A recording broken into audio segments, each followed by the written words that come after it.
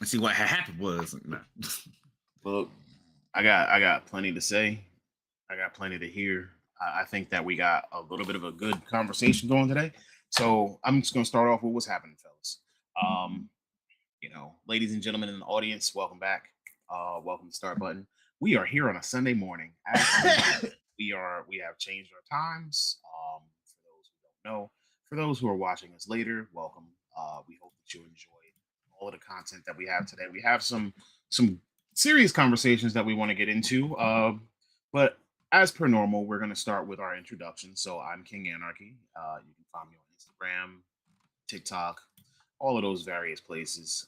But mainly, you'll be seeing me through Starbucks. Here with me, I have our hosts, Ryjan and Hustle. Um, and What up, today, I want everybody? to start us off with a nice little question of the day. Our question today is what what is the value of games? Like, I asked the question earlier, and I'll pose that question because we just got a release trailer for Penny Parker and Marvel Tokon Fighting Souls, and it sounds good. It looks good, and I said that the game looks very entertaining. It's very polished. It plays very well. But in today's economy, is a fighting game worth $70? So that brought up the question of what is the value of games? What price is okay for the entertainment? Um, Hustle. Do you think a fighting game is worth $70? I don't think any game is worth $70. At all? If you want me, I feel like 70 is too expensive in this economy for any game, regardless of like the genre. Like, why should you have to pay $70 for another sports game? Just another title update for another sports game. You know what I'm saying? Like, I don't think any game should be 70. I think games should be back to being 60's kind of pushing it too. I feel like 50 was that sweet spot, right? You get two games for like what, $100, right? Back in the day, back in like the PS2, in the PS3 way era. back long ago. In the Yeah, PS2 yeah. era? PS2, PS3 era, we was getting games for like two games for like $100. I felt like that was like, all right, that's fair, right? Yeah, Now, once we made that HD jump, that's where it was like pay an extra $10 a game. dude, now if you want to buy two games, that costs you $140. $140. If you go $140 is a Nintendo, then it's gonna lot. cost you 160 to 180. Depending on the game, but I think they've only done one game that they pushed out at like $80, and then that didn't become a standard. Thankfully, that didn't become a standard because what Metroid Prime was not. That was not. Every other exclusive that's come out since the Switch 2 launch has been 70, except for Mario Kart, because for some reason Mario Kart was the special person in the room. But I feel I like mean, that was like their testing. I feel like that was their test ground. it was. I I think it don't was think also it. I that. don't think it worked out really well either. I think it was What's up, also that. And also Twenty? push the $500 bundle. They came with Mario Kart because you saved $30. It's Mhm. like Yeah. So I essentially, mean, that that was definitely does push a bundle.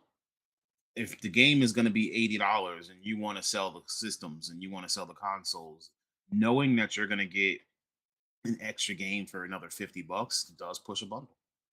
oh my god, they did that on purpose to push the bundle. Yes, Oh my god, that's just why no. they took the bundle away. Bundle's gone now. Mm. the bundle's about to be gone. Like if you, I mean, there's still out some. I think there's still some out in the wild. Stores have still got stock, but I Yeah, don't but they're think no longer they're not going to producing it. be. Even though, which if I remember right, which is wild because I don't think it comes with. I don't know for sure. Someone could correct me in the chat if they had the Switch 2 and got that bundle. I don't know if it actually comes with like the case. I think it's just a download code. I'm Yeah, not 100% I sure. believe so. Yeah, but I don't mind that. Let me see. So, Spunny said, make it 40 since all the games now are half back, and release the game you were supposed to be on launch, and at DLC make it make it 40, make it 40 basically. Basically, he's saying that release a full game or make it $40. Since you're going to be releasing DLC anyway, you know, my And also, I question think, is, and I also think it's a very wrong. good point. Like half these games coming out are not finished. correct, That on is like- another purpose. point. So you like you At having this to point, spend it feels like it's by $70. design. Yeah, it's like you having to buy $7 games, and now I gotta wait 3, 2, 3, 6 months for it to actually be in a stable point because that's how they did Street Fighter V. Remember that game did not have story mode; it had arcade mode and online. Like that was it. Didn't have You the didn't get story. no fighter. All you got was Yeah. Street. Oh, he, That he, was meant, it. he meant to say half baked. So yes, not finished. Yeah, that's why I assumed he meant. Yeah. Yeah. Took the fighter, I just put you in the street. That's it. Get nothing else. No, And yeah, so- I think 40 is like okay, maybe that might be too low. I think we should I think 50 was a sweet spot for video games, like across the board. And then like handheld games were usually cheaper between like 30, 40, depending on the game. I get the devs got to get paid, but you know what would actually get the devs paid more if you didn't overly pay these CEOs exorbitant amounts of money that they don't need to be paid when they're not the ones that are even like hands on in any of these games. Stop paying your CEOs like $20 million a year. 6,000 having- times more than the Yeah. average employee. at the company. Yeah, and then having these overly inflated game budgets. You don't need to get a celebrity to voice somebody. There's tons of voice actors out there you could pay much less. Not saying that voice actors first off deserve to be paid a lot. Ben Starr currently is like the GOAT voice actor, in my opinion, for games. He deserves to get paid way more than he probably is getting paid right now compared to like some celebrity off the streets just getting a couple mil off the gate. You know what I mean? So stop. You don't have to get celebrities all the time. The only time I feel like a celebrity actually, like celebrities actually made sense in terms of voicing that I can't see nobody else doing it is Johnny Silverhand and in fucking Solomon Reed in Cyberpunk. It fit both those characters. Like Idris Elba and Keanu Reeves, they fit those characters. I can't see nobody else voicing them. I could.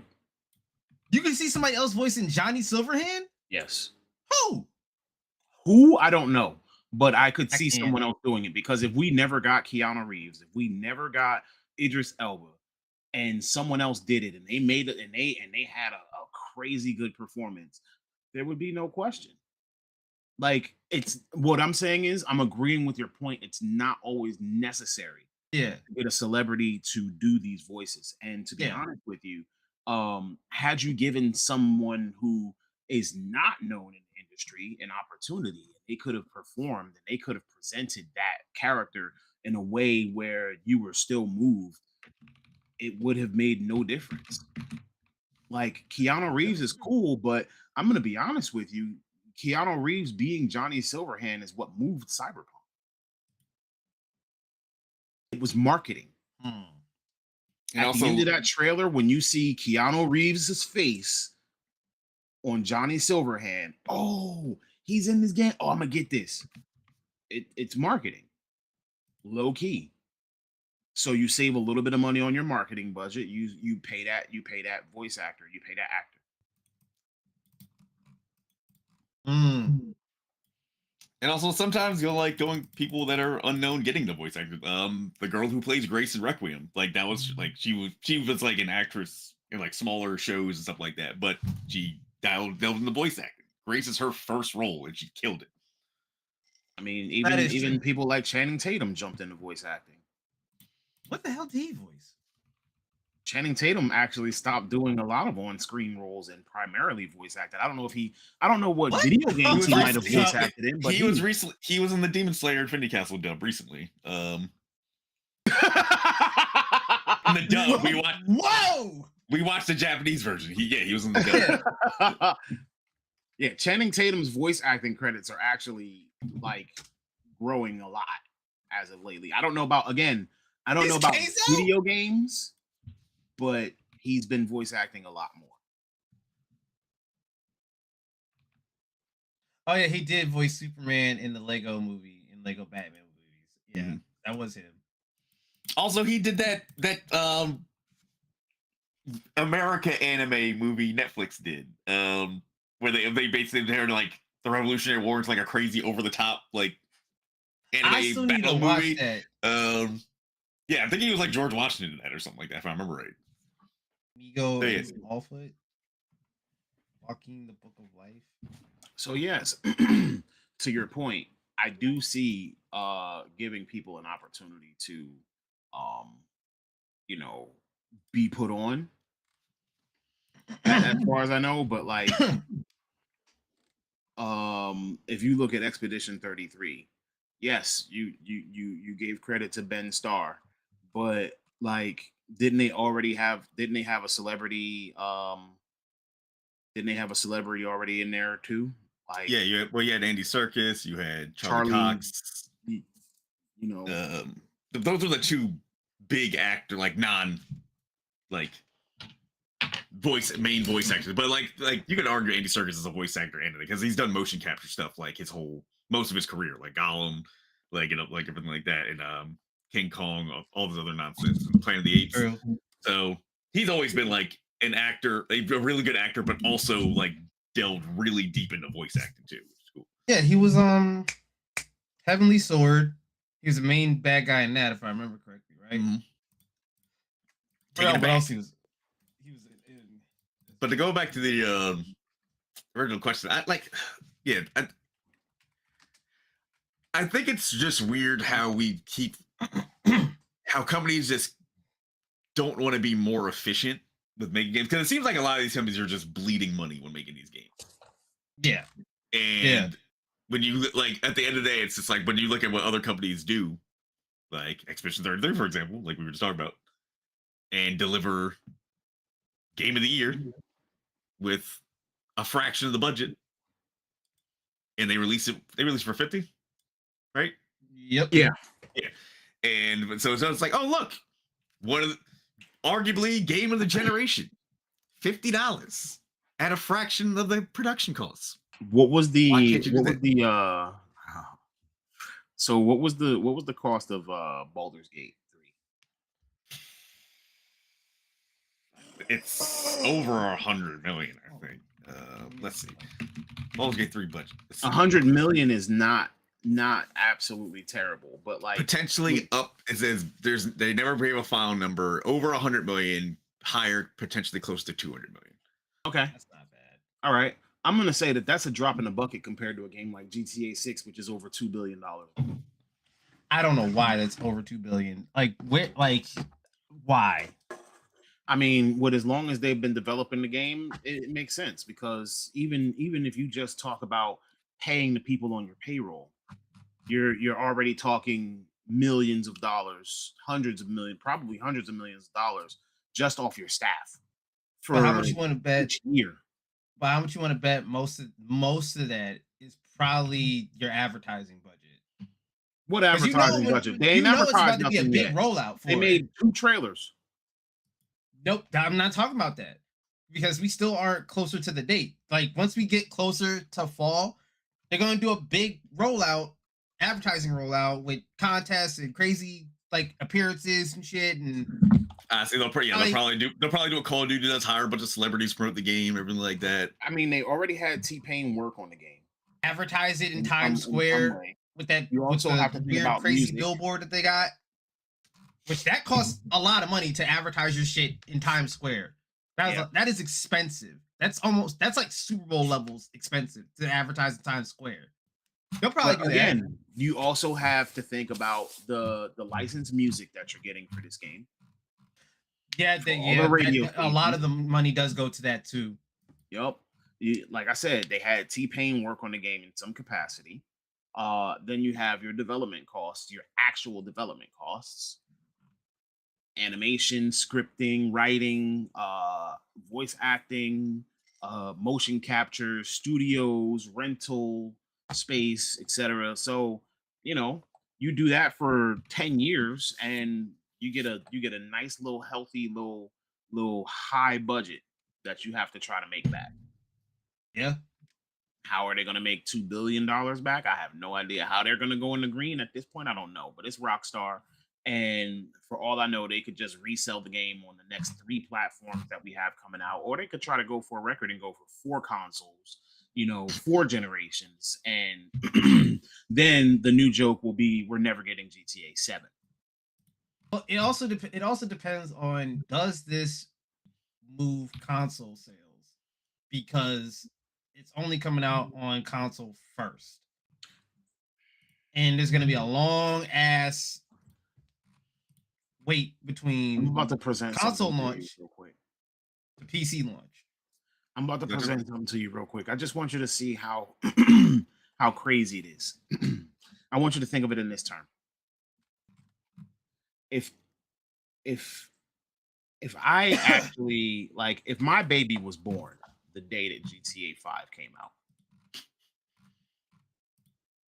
If my baby was born the day GTA 5 came out, today they would be a teenager. Oh God, yeah, that is wild. It's That ridiculous. is wild. I just realized so, like, Pops' niece just turned 13, so when she was born, Literally right before GTA GTA 5 came out. out. Yes. That's wild. There's like, what? GTA 5 has been in existence her entire life. Yeah, She doesn't know the world without GTA 5. yeah, no. If you were 22 years old today, GTA 5 would have been out for half of your entire life. You would have been 10 years old, 10 years old when that game came out. That is wild. And now a full-blown Wild adult. thing. It's ridiculous. It's really, It's almost it's half your ridiculous life when you they put it would've all been the developing numbers GTA together. 6. Or the context that it made it to 3 consoles. I don't think that's ever happened before, where one game has literally lived. Well, Skyrim, I guess. Skyrim. Right. Yeah, Skyrim in Oh, this. It's That Skyrim came in out this. 11/11/11. Yeah, just those. Just But those 2 games. Well, Now the question is, was GTA 5 Last not of Us. worth your money? Was what? GTA. Was GTA 5 worth the price it would cost to pay? Yes. How much was it when I originally paid for it? It was 60. It was 60 when I It originally was paid 60 for it. because it was 13 years ago, so it was 60. It was Yeah. 60. Yeah, but I wouldn't pay 70 for it. Really? No, I wouldn't pay 70. You sure? I'm about to drop kick. I'm about to So drop you wouldn't your pay door for $70 lying for to us GTA on this 5. damn For podcast. GTA 5? You wouldn't pay $70 for GTA 5. I already bought it at 60. Why would I pay it again? He's at saying full if price? it released at 70, If it released at 70, you wouldn't pay 70 for it? you would. 70 now or 70 No, like if whatever September No. whatever was 2013, would you have bought GTA 5 for $70?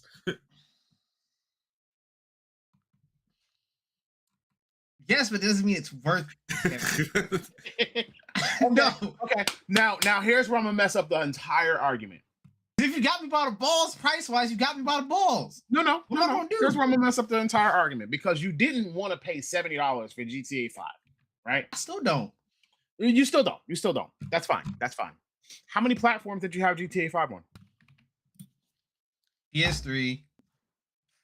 I think didn't we have a free upgrade for PS4? They had a limited time like discount. It was like upgrade $10 for PS4. or It's $20 yeah. or something like that. It was a cheap and upgrade. then Yeah, and I then upgraded. If you had that, then you got it for free on PS5. If you redeemed it in a certain amount of time, if I remember right, I think they did like limited. yeah. I think they did limited like free upgrades, but I think it was only like a month or something like that for like if you had the PS4 version to upgrade to the PS5 version. Yeah, because I have the PS4 version of it, but then I also got the PC version of it, which I transferred my account from PlayStation to PC. So my account that has all the good shit is on. So what's your total spend on GTA 5 then? Minus any online spending. And remember, GTA Online was actually an additional like $10 at some point. 10 or 15 or something like that. My total is I think 75 because I bought it on PS3. I didn't do the PS4 upgrade because I wasn't really playing it, and then I got it on cheap sale on Steam or on Steam, Epic. One of the stores had it for like $10-15. So I got that. So Oh, you're that's right. I traded in my PS3 physical hard copy for the PS4 version of it. And I don't remember what the trade was for that to upgrade it that way. Okay. Once I got my PS4, initially for me, my initial investment in GTA 5 was more expensive because my launch PS3 finally died like 2 weeks before GTA 5 launched, so I had to buy a new PS3 just so I could play Yeah. GTA 5. So it sounds like we've spent more than $70 on GTA 5. but Across okay, but if, across two platforms for me though. For, Yeah, just two- for just only two like platforms. for Three only like platforms. 75. three platforms, but one was me trading. I don't know how we're gonna count trading in. I don't know. We'll count it. I traded in for a used copy of. It's Yeah, funny so just we'll, said we'll say your initial funny just said investment he was 16 when GTA traded it in, you $5 got $35, $40 for it. And Yeah. I'm being generous because we know GameStop ain't that generous. So you got $35, $40 for it. You bought the new one for another 60. So you probably paid another $30 or so. So now we're talking that we're at about $90. And I don't think I'm trying to remember. Did I And actually you got buy it on like super sale on PC at another $10, $15. So maybe $100. Yeah, because I don't think I paid full price for it on PC. I think I got it on sale. It's either I got it on sale on PC or someone bought it for me. It was one of those things. I don't remember paying full price for it. I definitely didn't pay full price for it on. Yeah, that's what I'm saying. So, like, let's estimate the average spend for GTA 5 at about $100. Yeah, let's go Excluding 100. anybody who got it on PS5 and blah blah blah. So yeah, Yeah, let's say I average pay spend- 100 for it. Yeah, let's just say it was about $100. So, but the amount of time that we got out of it, the amount of GTA Online that we did, like going through the story twice, like you can probably sink in for an entertaining story, 40, 50 hours easy. Yeah, it's about a 40, 50-hour game. Okay. Like that. So, $70. Let's say you got a game that's going to entertain you for about 40, 50 hours, right? Versus going to the movies for $30 for an hour or two of entertainment.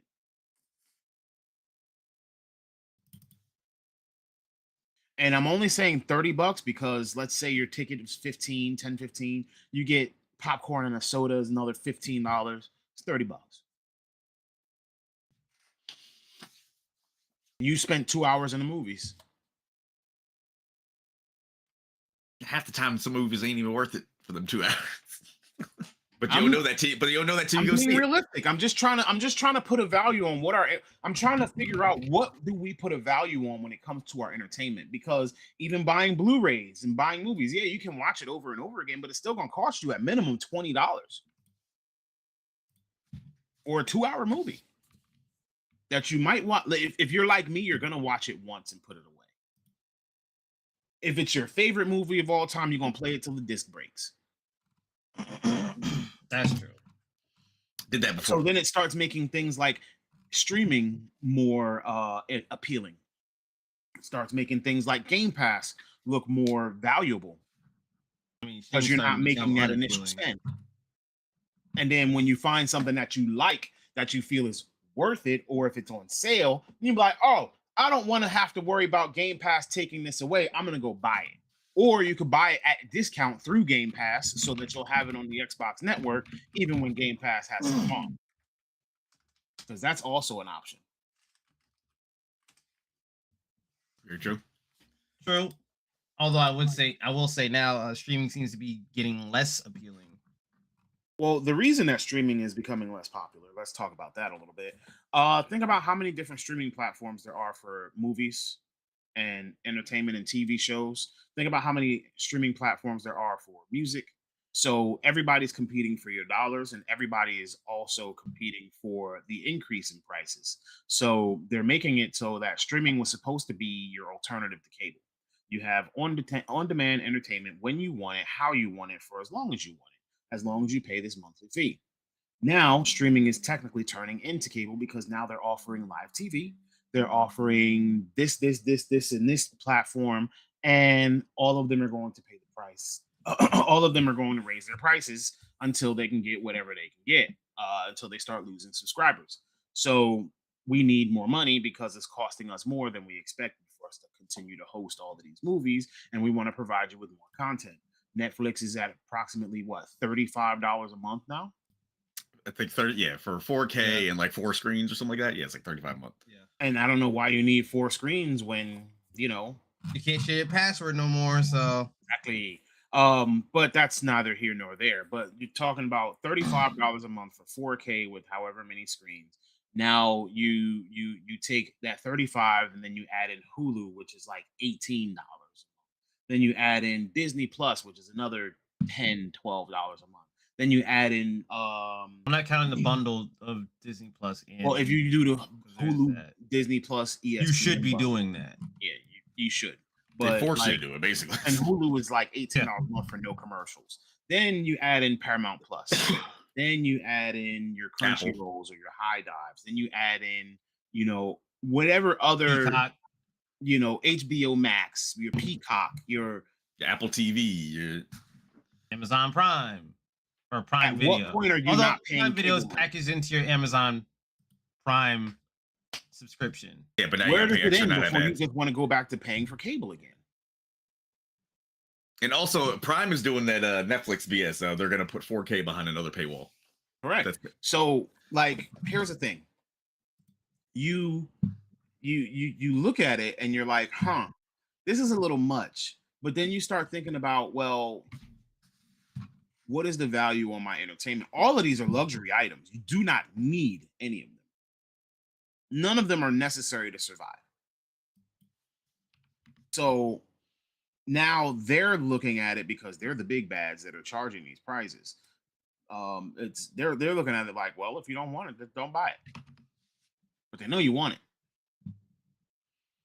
And they know if they keep charging it, like, you can put a price, and that's what the whole how much are you willing to pay for GTA 5 comes down to, or GTA 6, sorry.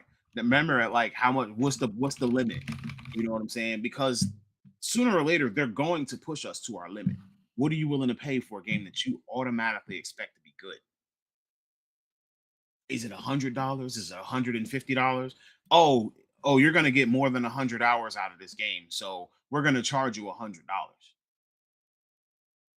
That was Rockstar's argument some years ago. So at this point, is an hour of your entertainment worth $1? Is it worth $5? Worth 10? 10 would be crazy. We have really weird that- lines that we kind of draw in the sand for each department and for each topic. You know what I'm saying? Like, a movie could be a really good movie that we saw and it was a 2-hour movie and we paid $15 for it and we felt satisfied. But a game, we could play a game and it could be a $40 game that we played for 100 hours and it's just like, it might have been too much money for this game. I think it wouldn't be as bad if essentials and luxuries didn't cost roughly damn near the same, right? At this Like, point, yeah. it's hard when your essentials are expensive, but then the luxuries, which should be ease of entry, right? We're not talking about like you want to buy a new car that's like premium edition add-ons or whatever. Hell, right? Entertainment is supposed to be cheap. It is. It's supposed to be cheap. Is right? it? How much does it cost to go to the opera? I don't know. I don't go to the opera. Like, well, How much does it cost to go to the ballet? I don't know. How But much does that's it cost not- to go to a concert? Way too much. depends on the artist, but also it's way too much every damn time. How much does it And it's cost to go to a also comedy show? There's also a monopoly on that too, which is why Ticketmaster Probably true. was in trouble. But again, how much does it cost to go to a comedy show? Out of all the ones you said, that's the most affordable. It is the most affordable. But that's what I'm saying. $240 to go to the opera, you know, or $50-$60 to go to the orchestra. $1,200 for Jay-Z tickets and the nosebleeds. Wait, what? It's that bad now? Jeez. Oh, that new tour that just got announced. Yeah, my cousin was trying to get tickets. Was Going to a about basketball game. You're going to a football game, going to Sporting any events sports used to be event. affordable. You're paying out of the nose, plus you're paying for parking. Like, entertainment is not cheap. So you add that, plus rent is expensive as hell now, plus like Plus food. your groceries are expensive as hell now, plus gas is expensive as hell now. Like, Well, that's a whole different topic. what is the average person supposed to do? I'll It's just too say that expensive to gas is priced based off of world events. Yeah, but that's what I'm saying. Like, So well, that's what I'm saying. Like, your essentials are too expensive, so it's too expensive to regularly live. Now, the shit that's supposed to calm you down and relax you while It's also dealing too with, expensive. yeah, that's too expensive. There gotta be sounds like you have to make some concessions. some kind of give here, right? Like, this is all take, no give, which is insane. So what can we do about it? Start tarring feather and billionaires. No, I'm joking. I'm about to say, and not get me on a watch list. no, like No, realistically, as a consumer, what can we do about it? well, the consensus and the proper fine. step has been the same thing the whole time: is to talk with your wallet and not buy the stuff. But Yeah. there How do we are convince everybody to do the same? that's what I was getting to. There are still too many people willing to just buy, and then complain about the stuff they're buying, even though they know if they don't buy it, and if everyone was in solidarity and didn't buy it, things would get better.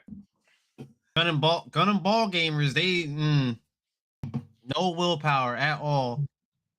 Oh, Call of Duty so trash, then why'd you buy it again? Oh, 2K is so trash, then why'd you buy it again?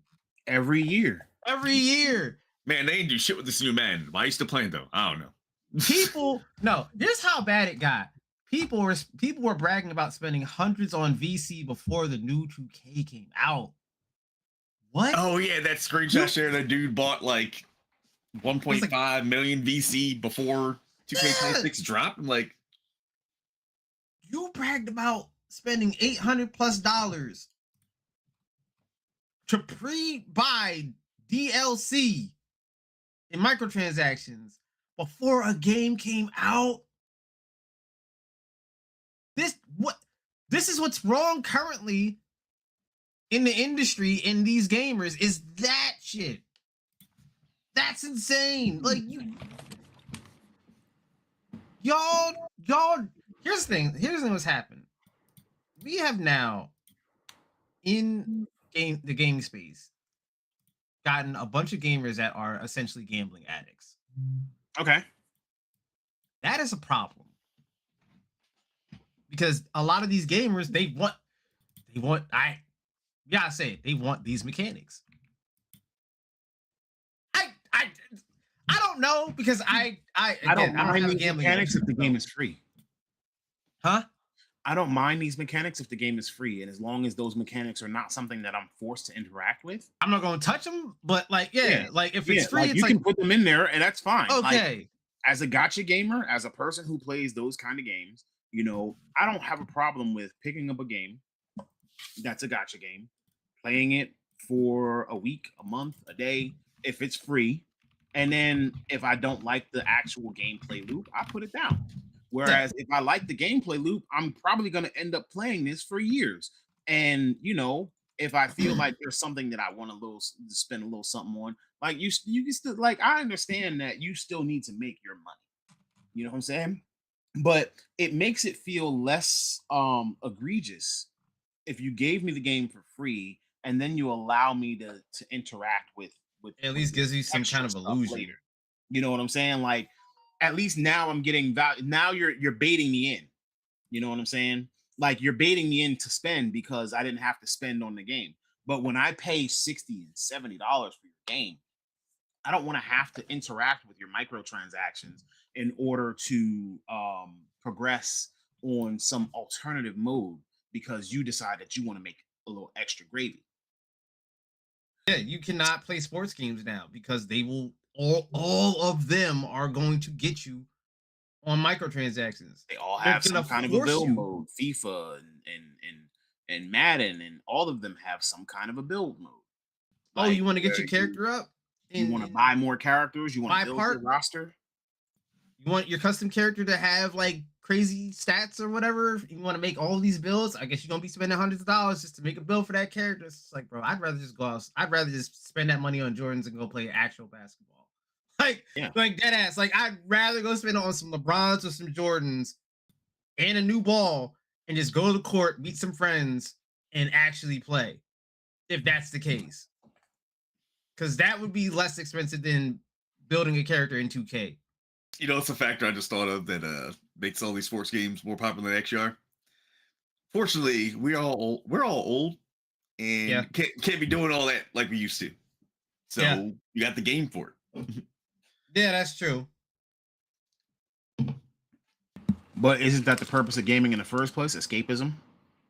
When you can't do something in reality, you wanna live through whatever it is that you're doing on your game. Yeah, but the problem is it's like some of these people just can't play the game for playing the game. Like they have to like just for fun use all these shortcuts or something like that. And it's just like, I mean, you do have people who make their livings off of games now. But escapism is also it's a double-edged sword though. It is. Because some people make that their entire personality and like basically like their replacement for like legit therapy. Yes. And that's not healthy at all. Like I think games should be your entertainment. They shouldn't be your escape from problems in the real world. And not from problems, but I mean when I say escapism, I'm talking escape. But some of them do use it for that though. Yeah, very, very much so. So now we've talked about what the value of a game, what the price of a game, and is it worth it, right? But now I want to get into like back to our topic on GTA and GTA 6. Is GTA 6 too big to fail? We're talking a game with a $2 billion budget. We're talking a game that comes on the back of GTA 5, who has been in existence for 13 years and has now been put onto 3 generations of consoles. We have a release date of November of 2026. GTA 6, quote unquote, right? So allegedly. Allegedly, because again, they could hit us with whatever. We originally had a release date of May of 2025 for GTA 6. It got pushed back by a year, then it got pushed back by a few more months. It got pushed back a couple times. So we could still get another pushback. We could not get another pushback, and we could literally just get GTA 6 in November. If we get GTA 6 in November, does this game actually live up to the level of hype that it meets, or that it has presented? You know what I'm saying? Like this is literally probably the most anticipated game in history. It had like 2 billion views or something like that when they dropped that trailer. The first trailer. And that was after a shadow drop. I don't know if it's too big to fail, but it's just like it has to be amazing.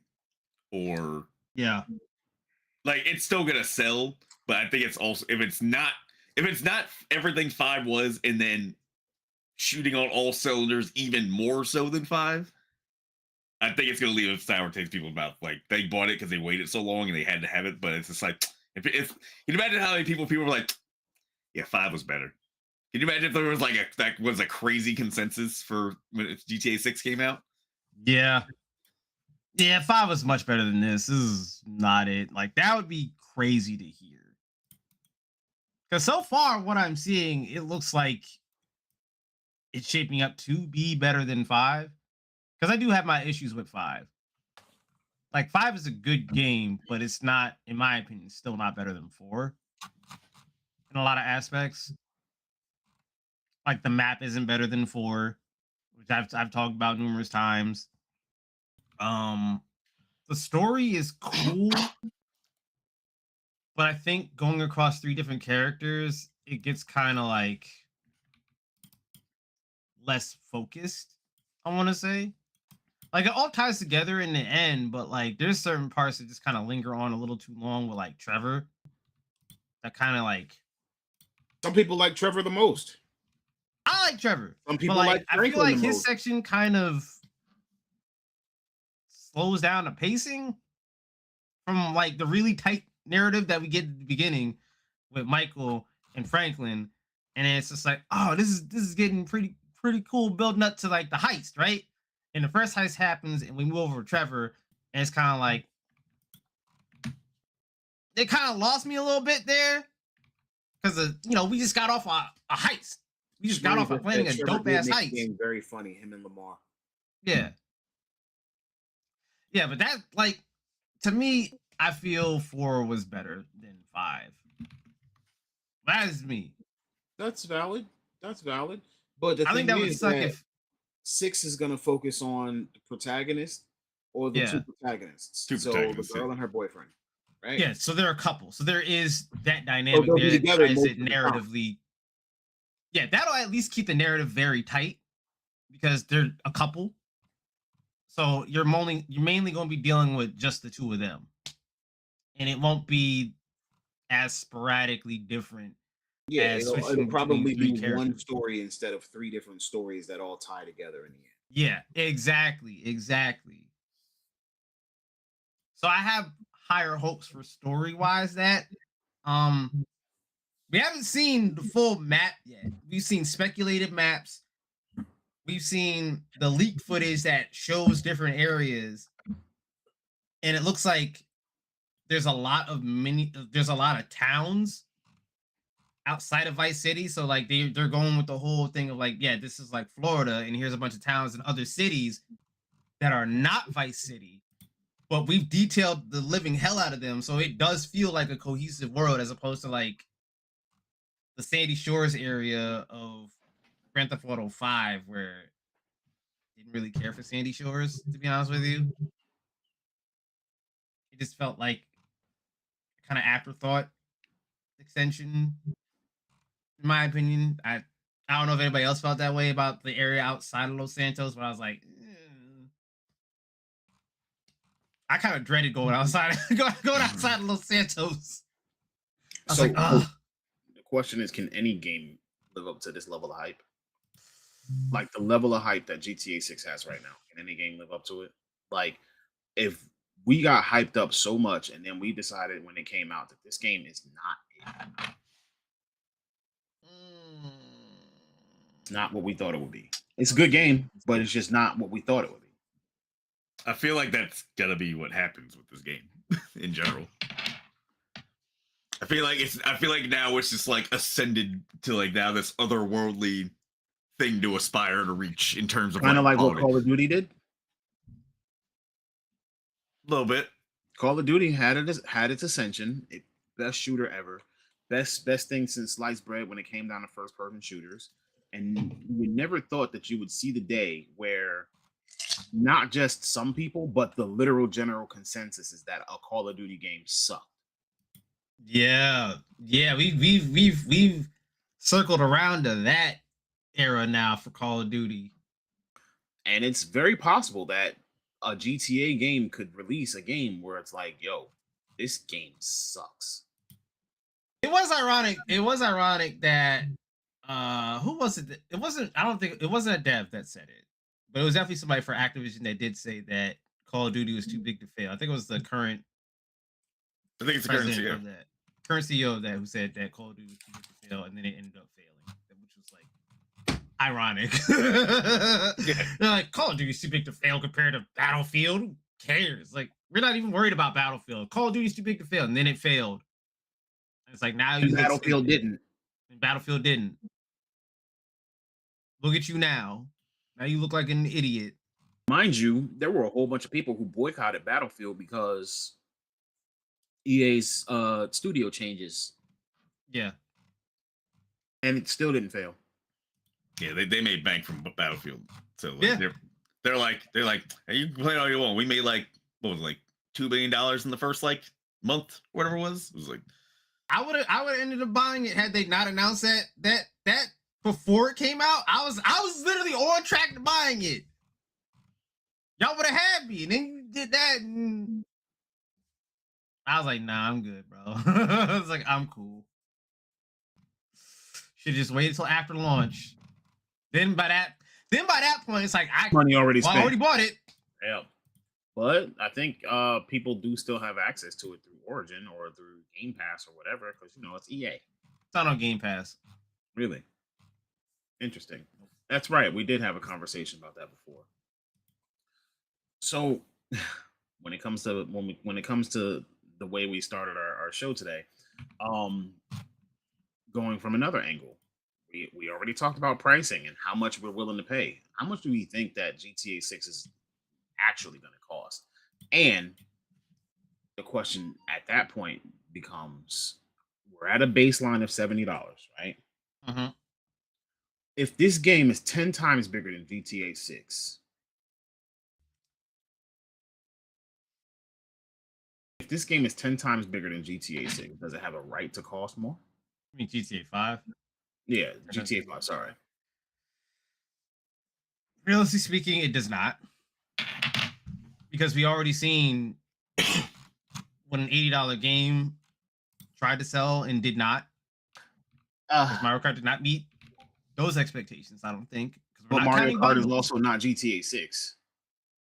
That is true. But this is also Nintendo we talking about. Nintendo diehards will... It's still a Mario Kart game. Do you know what my views on Mario Kart is?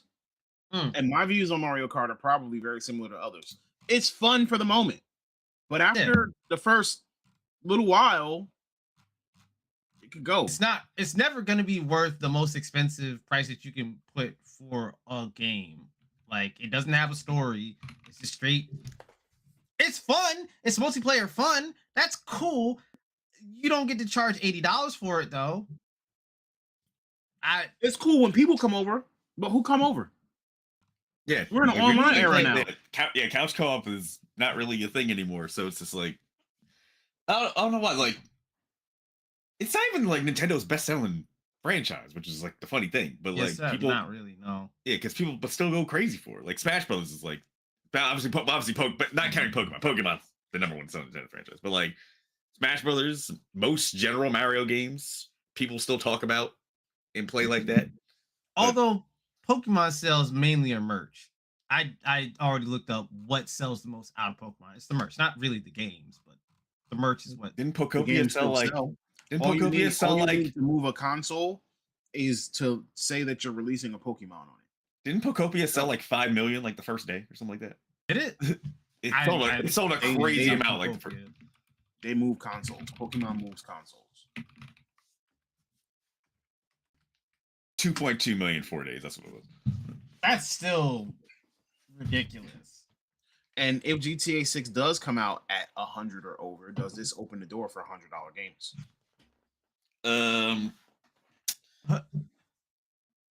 don't know what other publisher would have the audacity. I mean, I know they would have but like the realistic audacity, like we can release this game for $100, but like no other game would be worth that. Like I can see Todd Howard being like, Todd Howard, I can see saying like, Elder Scrolls 6, $100.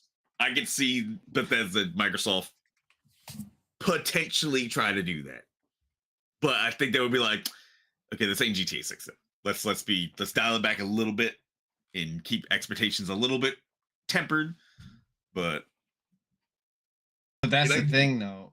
If games start drifting into the $100 price range, what's gonna happen is the industry is going to crash.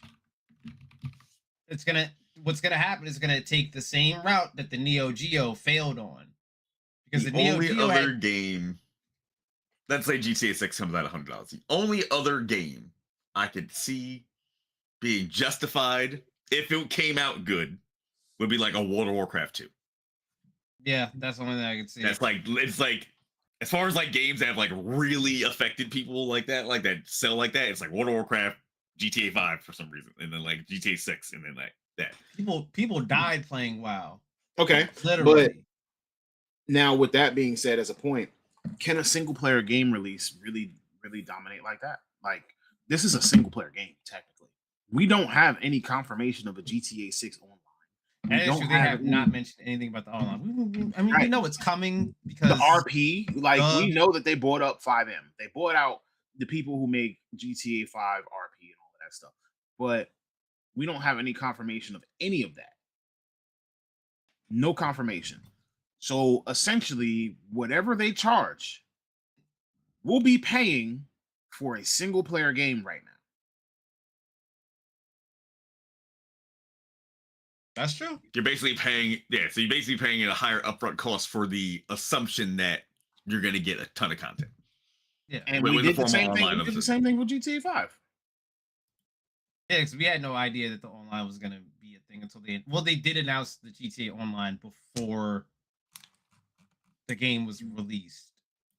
They Is did. that- Yeah, they even had a trailer for it and all that. Hmm. And they now it's It coming was so after. long ago that I don't recall. I distinctly remember that. They didn't go super high in depth about it, but like, yeah, they had a whole presentation about the online before the initial release and launch of GTA 5.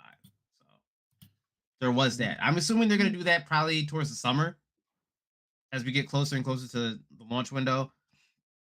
That's usually around the time they did that for the online for this too. So I'm How assuming many confirmed trailers do we have for GTA 6 right now? One or two? You have two. How many confirm what? Trailers. Just two. The two official Two trailers. trailers. Okay. That don't show a lot of that don't show any gameplay. So I mean, you get what you get, right? If GTA 6 isn't a 10 out of 10, is it a failure? 10 out of 10 to who? To me or to like a reviewer? If it's not a 10 out of 10 game, is it a failure? But again, are we talking 10 out of 10 to reviewers or Reviewers. To me? But I don't always agree with the reviewer though. It's not a failure because people are still going to buy it. But Yeah. like, Financially, So what it'll still makes this succeed. game like, fail? like financially, no, it's not going to fail. If it's not 10 out of 10 and it's disappointing story mechanics, whatever, yeah, like I think it would. Yeah. Like it. Yeah, like- regardless of how GTA 6 comes out, the story, the gameplay, everything, like that game is, like I said, I think I said like last episode we did. That game is gonna make its money back within like tenfold. 2 months, probably. Tenfold is a lot. We're talking Listen. a game that has $2 billion in investment already.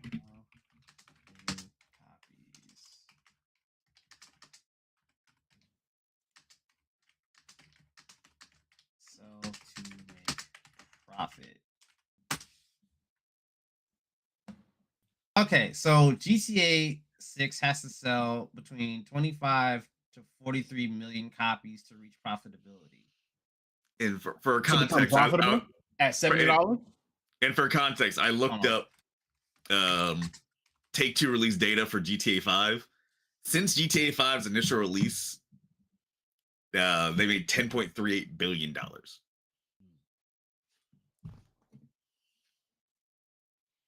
Remember, the online isn't going to be there. Release till today. Yeah, since GTA 5's initial 2013 launch, it has made $10.38 billion. It made $10 billion in 13 years across Listen, them shark cards. however many platforms, plus the GTA Online Mm-hmm. Shark cards. and the shark cards. They were making, how many were they making per year just off shark cards alone? Like a couple billion? That's what I'm saying.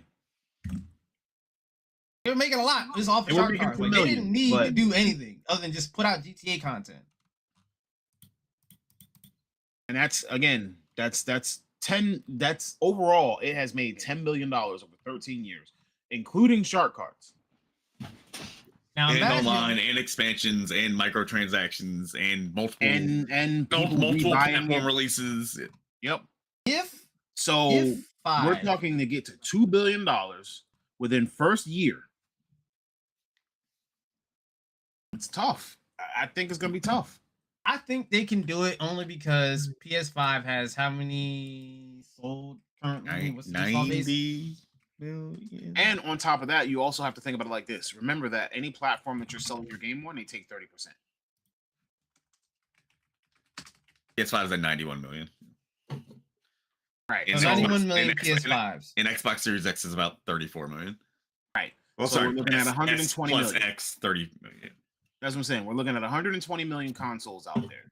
And it costs at least, and they have to sell at least 23 million to like 43 million copies between. Just cut the middle, say 35 million. They got so 35 million. Right. So 35 million copies have to be sold between Like 100. I said, you also have to million. take off that 30%. You say, Now, you is said that 35 130 million just to break even? 120 million. Yeah. No, I'm talking profitability, not breaking even. This is profitability that they have to sell between 35 million. To break even is way less in order than to that. start seeing profit. Exactly. Hold on. Let's see. Sell to break even. And then how much profit do they see? It's still saying 25 million to break even. Yeah, so that's the line right there. Yeah. And again, I don't know if that's counting the fact that each platform is going to take 30%. Each platform that you're selling on. Plus, you still have to pay your publisher. Plus, you still have to pay your, you know what I'm saying? Like you have to pay for certain things. Remember, we're also not counting in the obvious physical collector's edition we're gonna get. Correct. Not counting. We know that's coming. Not counting That's any coming. special editions. Not counting any extras. I'm talking about just the base game. But that's also gonna boost profitability as well too, because depends on how much you pay for the the rest of the stuff that's in there. Yeah, like I'm honestly probably gonna end up buying the collector's edition of whatever it is. Hopefully, there's really good shit in it. So this game is pretty much too big to fail at this point. It cannot fail. I don't want to say that It's because not it feels possible. The level of hype has made it so it's almost impossible for GTA 6 to not sell.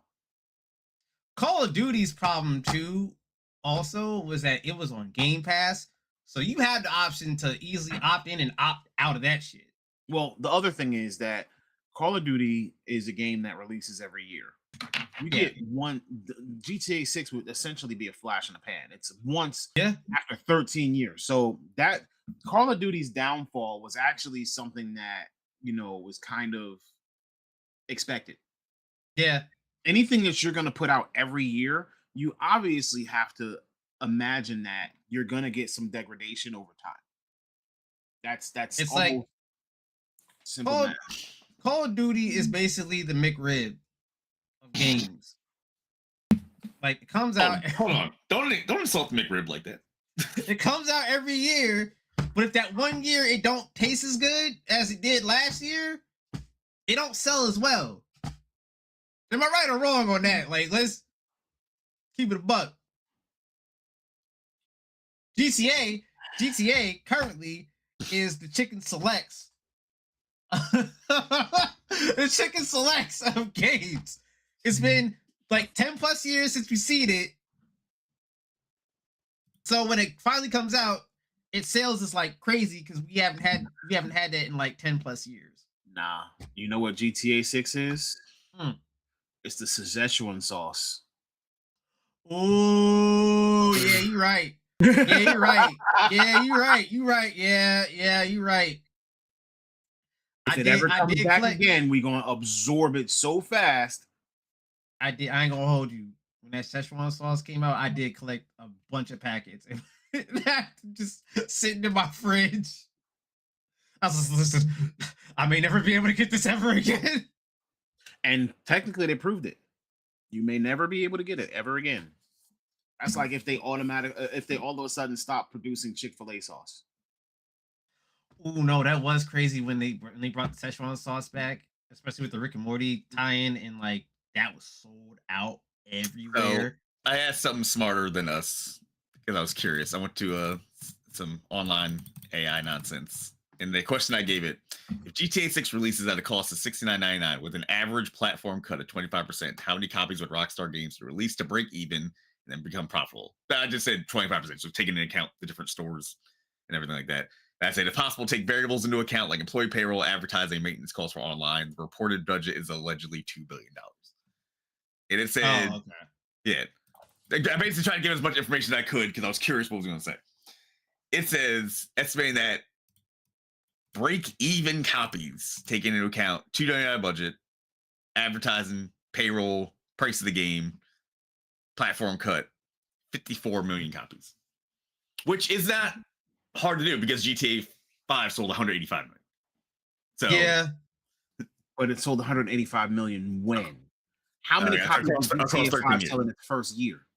and also remember, it doesn't have to sell that many at launch. It just has to sell within its life Yeah, cycle. but then that means that you're says going through your, 34 million copies in the first year. and that's across all platforms. That's the Which first means year. That's just going September 2013 to September 2014. Yeah. Correct. It's first year across all platforms, which means that GTA 6, if they sold that, they would still be negative after their first year. But the thing They're not is, going will to. the hype? Well, the thing is, will the hype of this one cause it to sell at a faster pace than 5? Possible. What's gonna happen? Because what's gonna happen is, 'Cause well, you I'm steal not gonna 20 say million copies like I know short. because I don't work at Rockstar. I think what's gonna happen is this: it launches in what, November? Allegedly November. Yeah. Allegedly launches in November. So Heavy. right? Launches in November. That's gonna sell a couple million, probably low estimate 20 million copies. Maybe not within the first month. I'd say first month is probably gonna be like 10, 15 million. I could be wrong. It could sell the 30 something plus 50, whatever, 50 plus that it needs within that. It could, right? So while this is happening, I'd say, let's say maybe 2 months later, GTA 6 online launches, or a month later, GTA 6 online launches, which I'm assuming they're going to do the same thing they did with GTA 5 online, right? GTA 5 sold 11.2 million copies in the first day. Damn. The first what? Day. Okay. First day. So then after GTA 6 online comes out, now they're making profit off of that.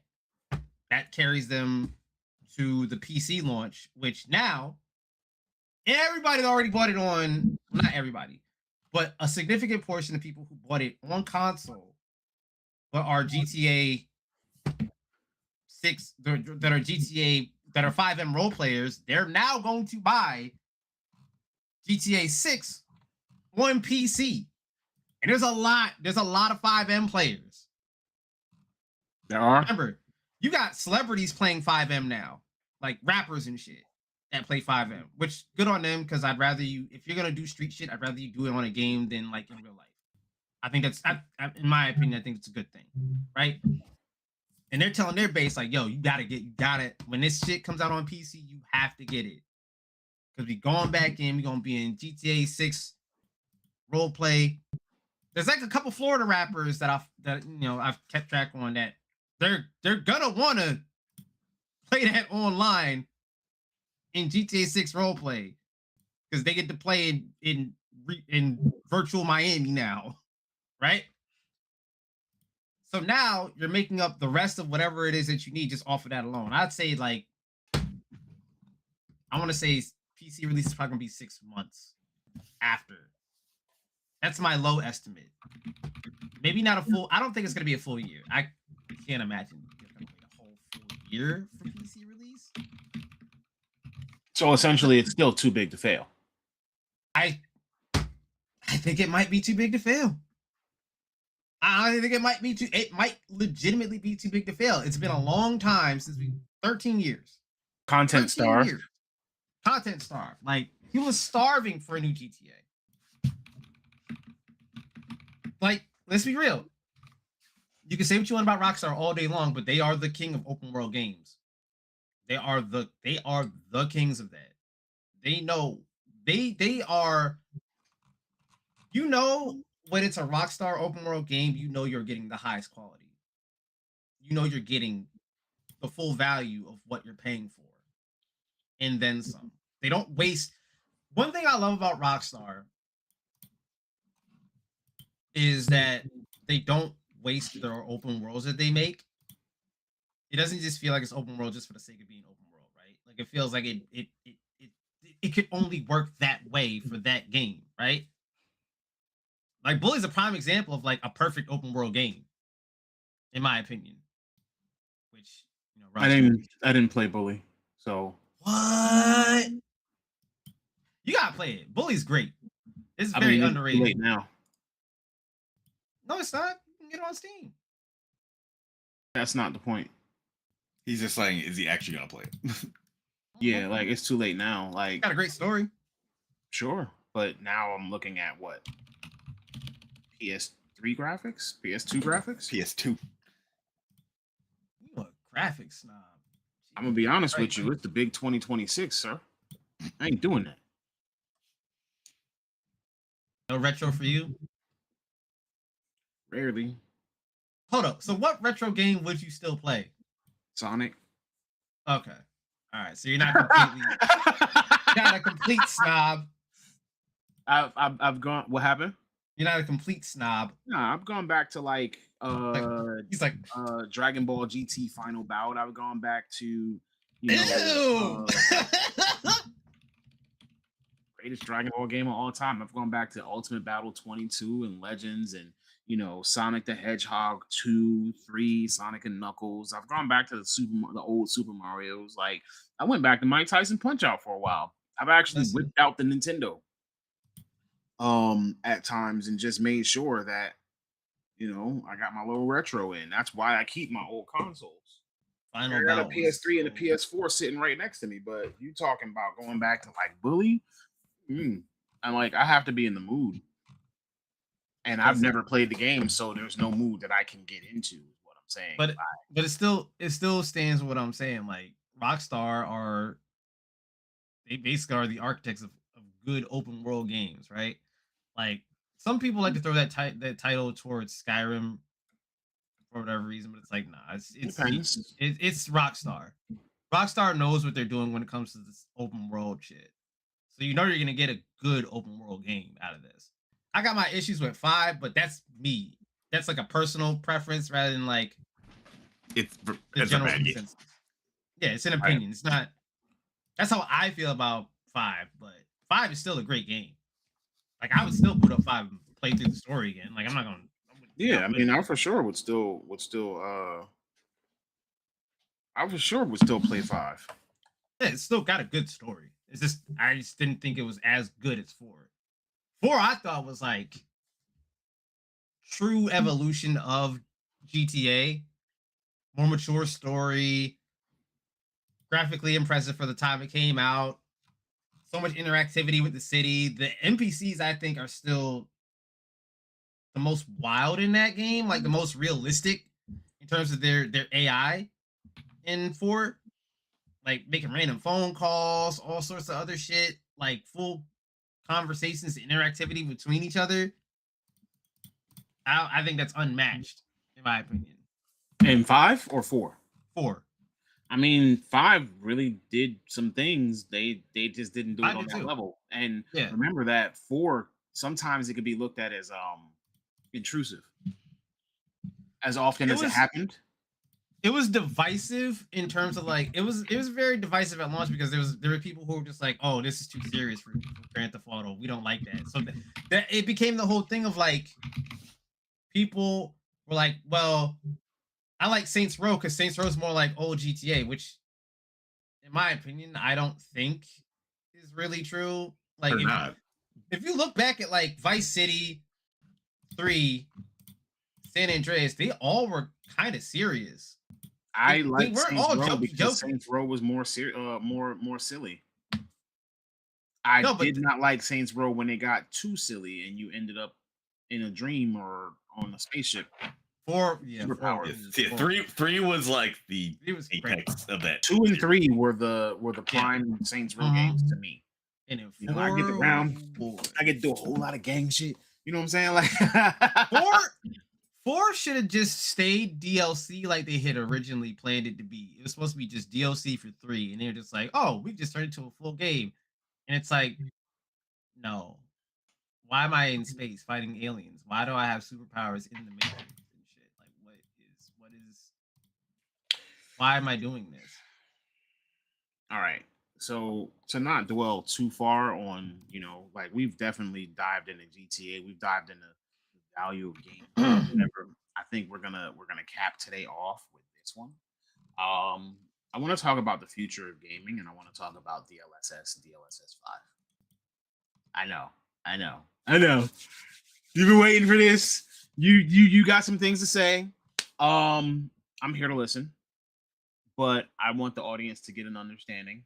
So before we actually dive into the topic of DLSS 5, I want to start with simplifying things just a little bit before we move into anything. So for anybody who doesn't know, DLSS stands for Deep Learning Super Sampling. Okay. The deep learning part is important because that means that it's been AI trained. It's been trained AI based on data sets and databases, and it decides what your game should look like. This is not just rendering that's already there. Now, mind you, this is something, since we're on DLSS 5, this is something that has been in effect since the original DLSS. I believe it's been since the GTX graphics cards. RTX 2000 series is when it really got No, started. that's when DLSS. Is that the first DLSS card? Might have been. How we got because yeah, maybe. Yeah, or the 20 series. Yep. Or the 2000 20 series. Yeah. So DLSS has been around for, if you were saying 20 series, that means the better part of like 10 years. Yeah. When did the fucking 2018 launch? 2018. No, so it hasn't been like crazy long. So we're getting close to 10 years. We're at 8 years already. Yeah. We're getting there. So, you know, so over the past generation, almost the past decade. So we're a couple years short of a decade that we have had DLSS enhancements in our games, which basically means that they have been learning, training, and upgrading our resolutions. Now, for those of you who don't know, who have not seen any of the videos, who have not seen the announcement for DLSS 5, DLSS 5 is actually something that NVIDIA announced this week. It was this week. Yep. And essentially what it showed was a level of upscaling that, in my opinion, I would say changed the game a bit. It changes the game, no matter who you are, how you look at it. It changes the game.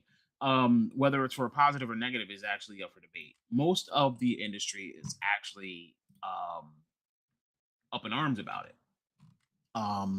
I've seen a few videos. I've seen some of the memes. I've seen, you know, all of the different things that, you know, that are making fun. I've also seen some videos of a frame by frame breakdown. So we'll get into that as well. But initially, what I wanted to discuss was everybody's feelings on DLSS 5, because essentially what it says is DLSS 5 is now stepping into the space of generating and altering visuals in real time. It's not just upscaling. It's not just smoothing out. It's not just smoothing out your resolutions. It's literally altering your visuals. It's changing the way your character looks. So you can have a really good character model, and what DLSS 5 is going to do is it's going to try to upscale that further. It's going to try to improve lighting. It's going to try to make things look more realistic. That doesn't fly with everybody. Before we get into, you know, any of the other stuff, Hustle and I had a conversation earlier this week about DLSS 5. I'd love for Hustle to be able to share his points without interruption. So I can now give you the floor and let you say how you feel about DLSS 5. I feel like DLSS 5 should have just been a massive performance and clarity update rather than this weird filter it puts over the faces where it starts to change how they look, and it's this weird uncanny valley where it doesn't look like it belongs in the game. Like environmental wise, like the environment that was fine because I think that's inorganic objects. Well, trees are still organic, but you know what I mean. Like trees are stationary objects that aren't supposed to move or anything like that, other than like the wind or something like that. Like right, like we're talking. But it comes to things that's like nature itself, like trees, rocks, grass, that sort of stuff. That's fine. Although some of the shadows look kind of wonky when I was looking at DLSS 5 on and off for like Assassin's Creed Shadows, and so like the shadows, I'm gonna be real with you, they look better with DLSS 5 off. They look natural in with DLSS 5 off as opposed to like on. On it muted the shadows a lot and it didn't look as good. Now the faces, that's where things get very weird and wonky, and now the faces don't look like they did before. They look like so there's apps on your phone now that can basically take your face and through generative AI they will enhance what your face looks like, but it doesn't look natural. It looks weird and off. Like it looks very unnatural and uncanny. It's like what a computer thinks your face is supposed to look like. So it's got this very like plasticky look. That's the best way I can describe it. It makes the faces look very plastic and shiny and unnatural compared to how they look without it on. Like the clearest case of this shit in some ways is like Grace's face from Resident Evil 5. It looks very shiny and unnatural. And then the Harry Potter ones, the Hogwarts Legacy faces, it all look like someone made a Sora video. It looks like someone made a Sora video of Hogwarts Legacy rather than it just being an actual game. All these faces, the way that it works, the way that the DLSS 5 has changed them, it doesn't make them look like a game. It looks like something that's trying to mimic reality, but it doesn't know what reality is supposed to look like. So it creates this weird, uncanny valley where shit looks incredibly unnatural. And we know that a game doesn't look natural already, right? But you can see games that have graphic fidelity where it doesn't feel uncanny and it feels like okay. Like a prime example of a really great looking game is like Killzone Shadowfall. Graphically, that still holds up to today's standards in terms of like graphic fidelity. And that game is like what, 13 years old now? Still one of the most visually impressive games. Red Dead Redemption 2. Still one of the most graphically impressive looking games to today. We're talking lighting, shadows, facial details of the cities, the NPCs, all that. If you missed the best looking game I've ever seen, then I'm gonna be upset. What would be the best looking game you've ever seen? Metal Gear Solid 4. That too. It loaded forever, but it was one of can't the hear best Tony. looking Metal Gear game. One of the best looking games I've ever seen. If they do a remake of Metal Gear, which I think they are doing a remake of 4, I think, right? That's what rumor has. Yeah, it they're doing it. Can you hear me? Make sure. I can hear you. I can't hear Tone for some reason in video. That's weird. I don't know what's going on there. But again, that's visually impressive. God of War 4. I mean, God of War. I'm gonna rejoin. I guess we just wait. Or do you want me to keep going? You want me to keep going? Oh, there it is. Yeah, keep going. God of War. Visually impressive. Crazy graphic fidelity on that. Horizon. Crazy graphic fidelity on that. We already have games that look amazing, that look realistic. Cyberpunk, another example. Like, there's so many games currently out right now that push There. what we can already do beyond its current thought of being its limits, right? I'll even put the first Descendant in there in terms of like the character models and the graphic fidelity. We already had that with Unreal Engine 5. Mm-hmm. DLSS 5's little face filter is unnecessary. It doesn't, we don't need that. The studios already do a good enough job of bringing facial detail to that level. It really becomes now a part of the studio. Another thing too, Death Stranding 2. Prime example. Superior fidelity, texture, detail, all that already exists in Death Stranding 2. Death Stranding 2 is probably, I think, the best looking game currently on the market. So here's what I'm gonna say. Just to your point of fidelity. So I don't think that it's about fidelity and making things look better. I think that, and this is the point that I was making. Like, it might be unnecessary, and again, for games where you don't want to have the swap and you don't want to have the and it feels uncanny, you can obviously opt to turn it off. But I think that the point that I was getting at is that this is the future of gaming, right? And the reason that I say it's the future of gaming is because, yes, a studio can devote their time and resources making games look like this, right? But can all studios consistently do this and minimize their budgets to doing this? This is probably, and again, there is some work that needs to be done.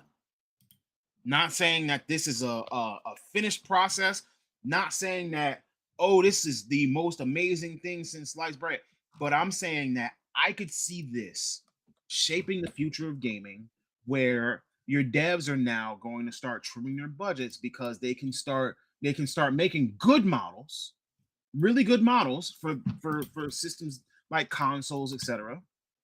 And then not having to worry about putting those extenuating details into something that's going to be for DLSS PC.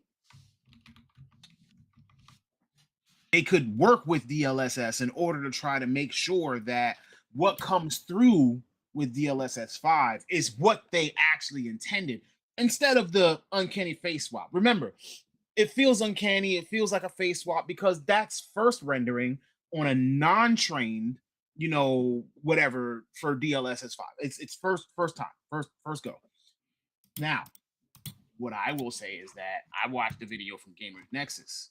They did break it down frame by frame. You do still get certain things like artificing. You still get some wonky things like in the FIFA clip, where as the player is running with the DLSS 5 on and he's moving and the arm kind of partially disappears in the frame, or when a soccer ball gets kicked and the soccer ball is now out of shape, or but they had to break it down frame by frame for that. Your average person is not going to notice all of that. They're going to make sure that their game runs smooth. They're going to make sure that their game is, and they want to make sure that their game looks good. This is what they're paying for. I'm not saying that it's perfect. I'm not saying that it's finished. I'm saying that I don't see an issue with DLSS 5 because, sure, like it's not the most ideal. Like, all right, it added a little bit, like there was some lip filler and it's a face swap is what you're saying. But to me, it was like, all right, it looks good. Like, it looks similar to like who the mocap person was, like who the voice actor is. But at the same time, I could see this being the future.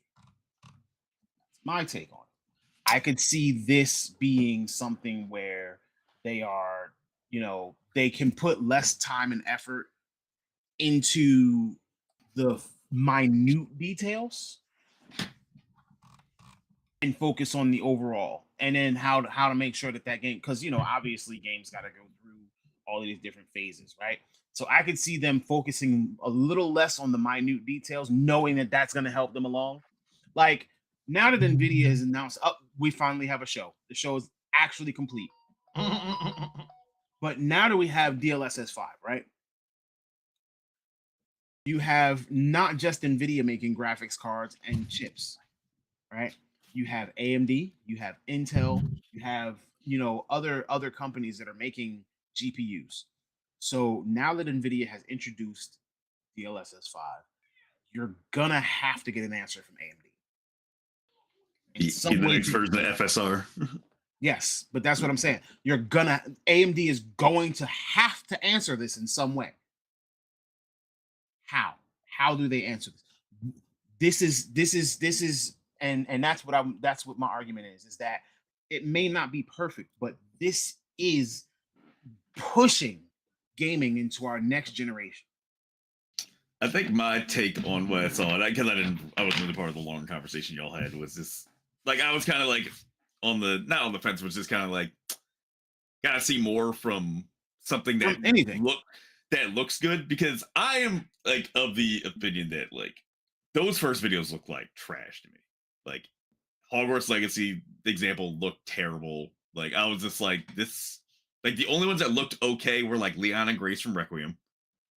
Like those looked okay. Those looked like a more realistic depiction of what DLSS 5 is gonna be. But all the other like shit the hustle was talking about words, this just looks like an AI filter, TikTok, Snapchat, or else. I was like, which I could see that in the Hogwarts Legacy for real. If I was the CEO, I would not have shown those. I don't know why they showed those. I don't fucking know why they showed those. It like if you show the Leon thing, where it's just like, oh, this is where we're trying to go with DLSS. We're like, yeah, Leon looked the best. Like we're not trying to overhaul. Trying to go, it would have made things a ton different.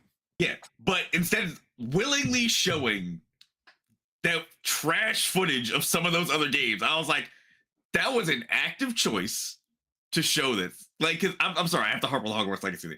That looked awful. Like, what you put that out there for us to see, and then we're like, I did something good today.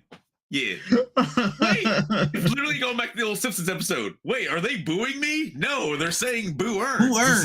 It's like, but like, no, I'm curious to see where it's gonna go once developers have more hands on with it. But once it has more time 80% of that reveal was not it. That was kind of where I was at with it. I was just like, I don't know why y'all thought what you gave us was like best shit since sliced bread, but it wasn't. Let me ask a question. That was my thing. When you play a game, right, and you see an old lady, why do you want to see more wrinkles? I mean, that's where we're going. Well, I mean, that's what we did. Well, that's what we do with cameras. 4K cameras, 8K cameras. Like, that's crazy. Like, that's what the Hogwarts Legacy on the older lady did. Like, I was just like, the shadows got deeper, the shadows got darker. They gave her also didn't even look like the detail in her face. Well, it also arguably didn't even look like the same character. I think that was that's the thing lady too. Or the dude. The old lady. It didn't look like the same character. No. To me. It was overdone. Like to the point where it's just like this isn't the same character. It's an over exaggeration, is what you're saying. That is my problem with DLSS 5. It over exaggerates the character models as opposed to just. Whereas, like I said, go back to the Resident Evil thing, it gave realistic, like, showed some more scruff on Leon's beard, like showed more hair strands, and like it showed some it showed the aging of his face because he's like 53 in Requiem and stuff like that. So like you're expecting to see him look a little bit older than I expect him to look a little bit older than how he looks in the game. That's me. But like how that looked. That's like a design choice. What was that that Final Fantasy Dark Souls game? Stranger Paradise. Stranger Paradise. So Stranger Paradise, you would argue that the character models look pretty good in that game, right? Yeah.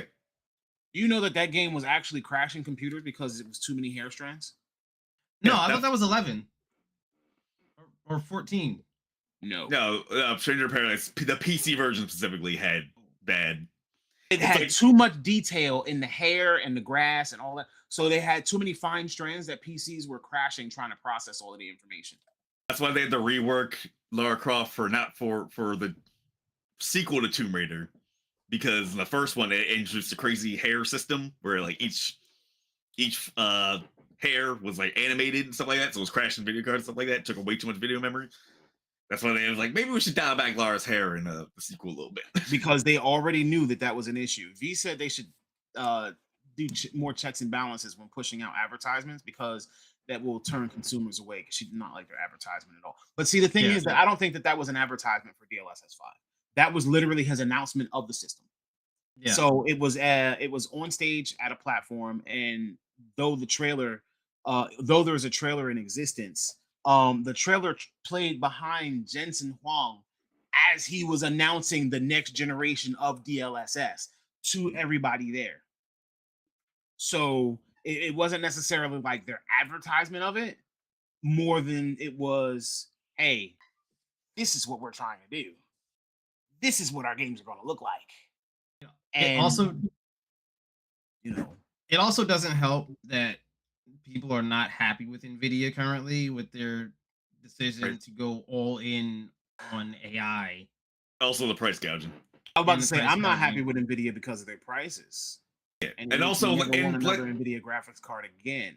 But and also, let's be honest. Nvidia would be the company to show us all this and be like, "Oh, it only works on RTX 6000 cards." it And will. then you gotta Oh buy the new yeah. cards. Oh, you know that. You know they're gonna do that. It will. 6,000 and up. And That's there's gonna not be going the to be an thing. RT. Oh, I forgot. This year there's no Nvidia releases. Yeah, they're saving that for next year. Like there are no Nvidia graphics card. This is going to be the first time in how many years? 15 years that there's no Nvidia graphics card. for a Oh, whole year. and to have how much you want to bet? How much you want to bet? How much you want to bet? Because it'll be locked away to the 6000 series cards, right? Major price increase because of DLSS 5. Oh, yeah. Oh, well, you know, it People uses are mad that Look AI. at the price People are increase mad that on the the RTX 30, 40 series. People are mad the RTX 5080 costs like 1,800 now or whatever it is, and then it's like, oh, MSRP? wait, Yes. like something. Yeah. The 4080 was 1,200. No, the 4080 was either 12 or 16 MSRP. Nvidia needs to be humbled. I ain't gonna hold you. The 3080 was either 6 or 800. Like Ain't gonna that's hold how you much on of a that. jump you had. The price doubled because of the chip shortage and COVID and Yeah, the 5080 launched at 1,000, but due to tariffs, chip shortage, blah blah, you're gonna find it for around like $1,600 most likely. Ew. Yep. It's silly. And don't even get me started on the 5090. The 5090 is like 2,500, 2,600. yeah, but that was originally supposed to be like 1,600. Yeah. I mean, 1600 is still ridiculous, but it is a high end card. That's the highest end card you're ever gonna get from them. So 1,600 seems more. MSRP reasonable, was I guess. 2,000 on the 5090. Oh, it was 2,000. I thought it was 6. Maybe I'm thinking the 4090 was 16. I think Bro, so. it is $4,000 on Amazon. Why? Chip shortage. Well, artificial honestly chip don't shortage think there's because a So artificial chip shortage because they're dedicating the resources to other stuff. That's I what. was gonna AI. say I don't believe in chip shortages. No, there is none. But, They- like, they just You call it they're going to Silicon AI. Valley. You know what the most abundant element on Earth is? Cobalt. Silicon. Yeah, but the cobalt is what makes the chips. Correct. I think that It's just there's another- a processing shortage and the demand might be higher, but that can be fixed. And plus, if there's a chip shortage, there's not a battery shortage. No, Cobalt is in all of that too. it's all going to fucking AI. I'm not trying to be. Listen, I'm not trying to be anti-AI. There's uses for AI and shit like that. I'm trying not to be, but like, something gotta give, bro. This all in I've used on AI. AI it's all in on AI at the cost of everything else. Which again, OpenAI is not profitable. By the way, they're bleeding money. Bleeding Right billions of dollars. You know Literally what? bleeding know what? billions of dollars. You're right. I'm not full. I'm yes, I'm wearing a pair of AI glasses right now. But at the same time, these are also my prescription glasses. Yeah.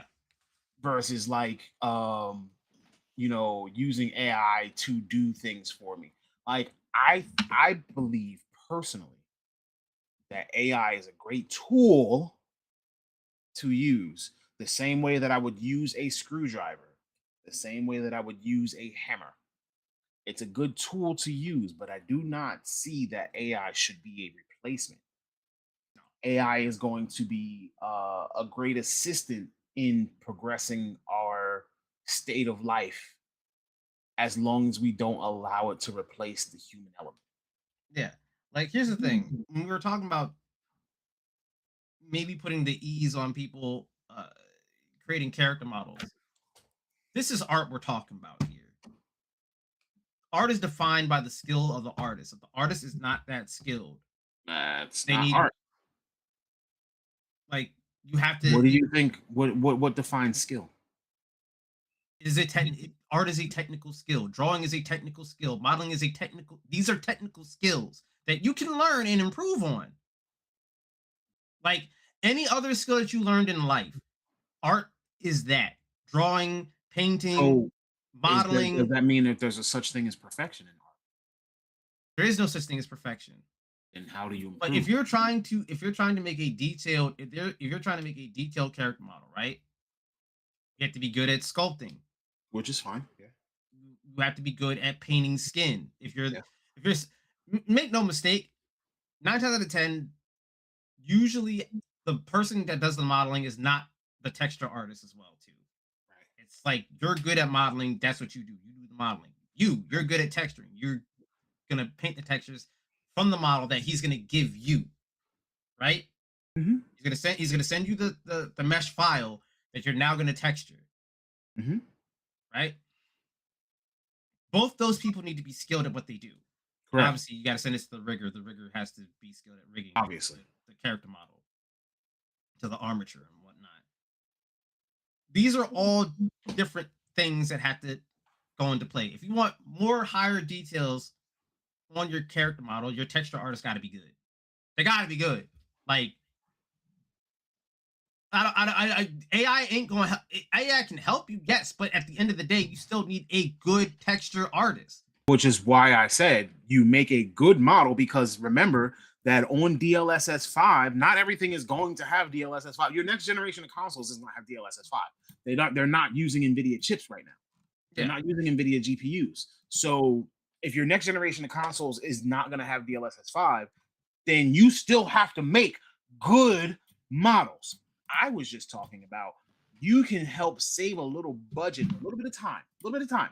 Not saying that you half-ass your work. You do not make crappy models and expect it to just make it magic. That's no. DLSS 5 is not supposed to be there to replace, as V says. It should be assisting or enhancing just a little bit. Like that Stranger of Paradise example. Say you don't want to, say you can't physically put all of that texture in hair, right? Mhm. One complaint that we have very often as people of color when it comes to games is that they don't do black hair well. And there was one game that did black hair extremely well, and it was not very well received. Dragon Age Veilguard had black hair. Yeah, That was I still decent. need to play that. I do too, but it Especially got now that people dragged have through the stopped talking mud about for it, being makes too you- woke, or for not even for being too woke. Because to be honest with you, when somebody says something is too woke, I think that they have lack of a better argument. So for the lack of a for actual better argument, it got dragged in the mud because the writing and dialogue treated the player and the viewer as if they didn't know anything, and like they couldn't understand left from right. Yeah.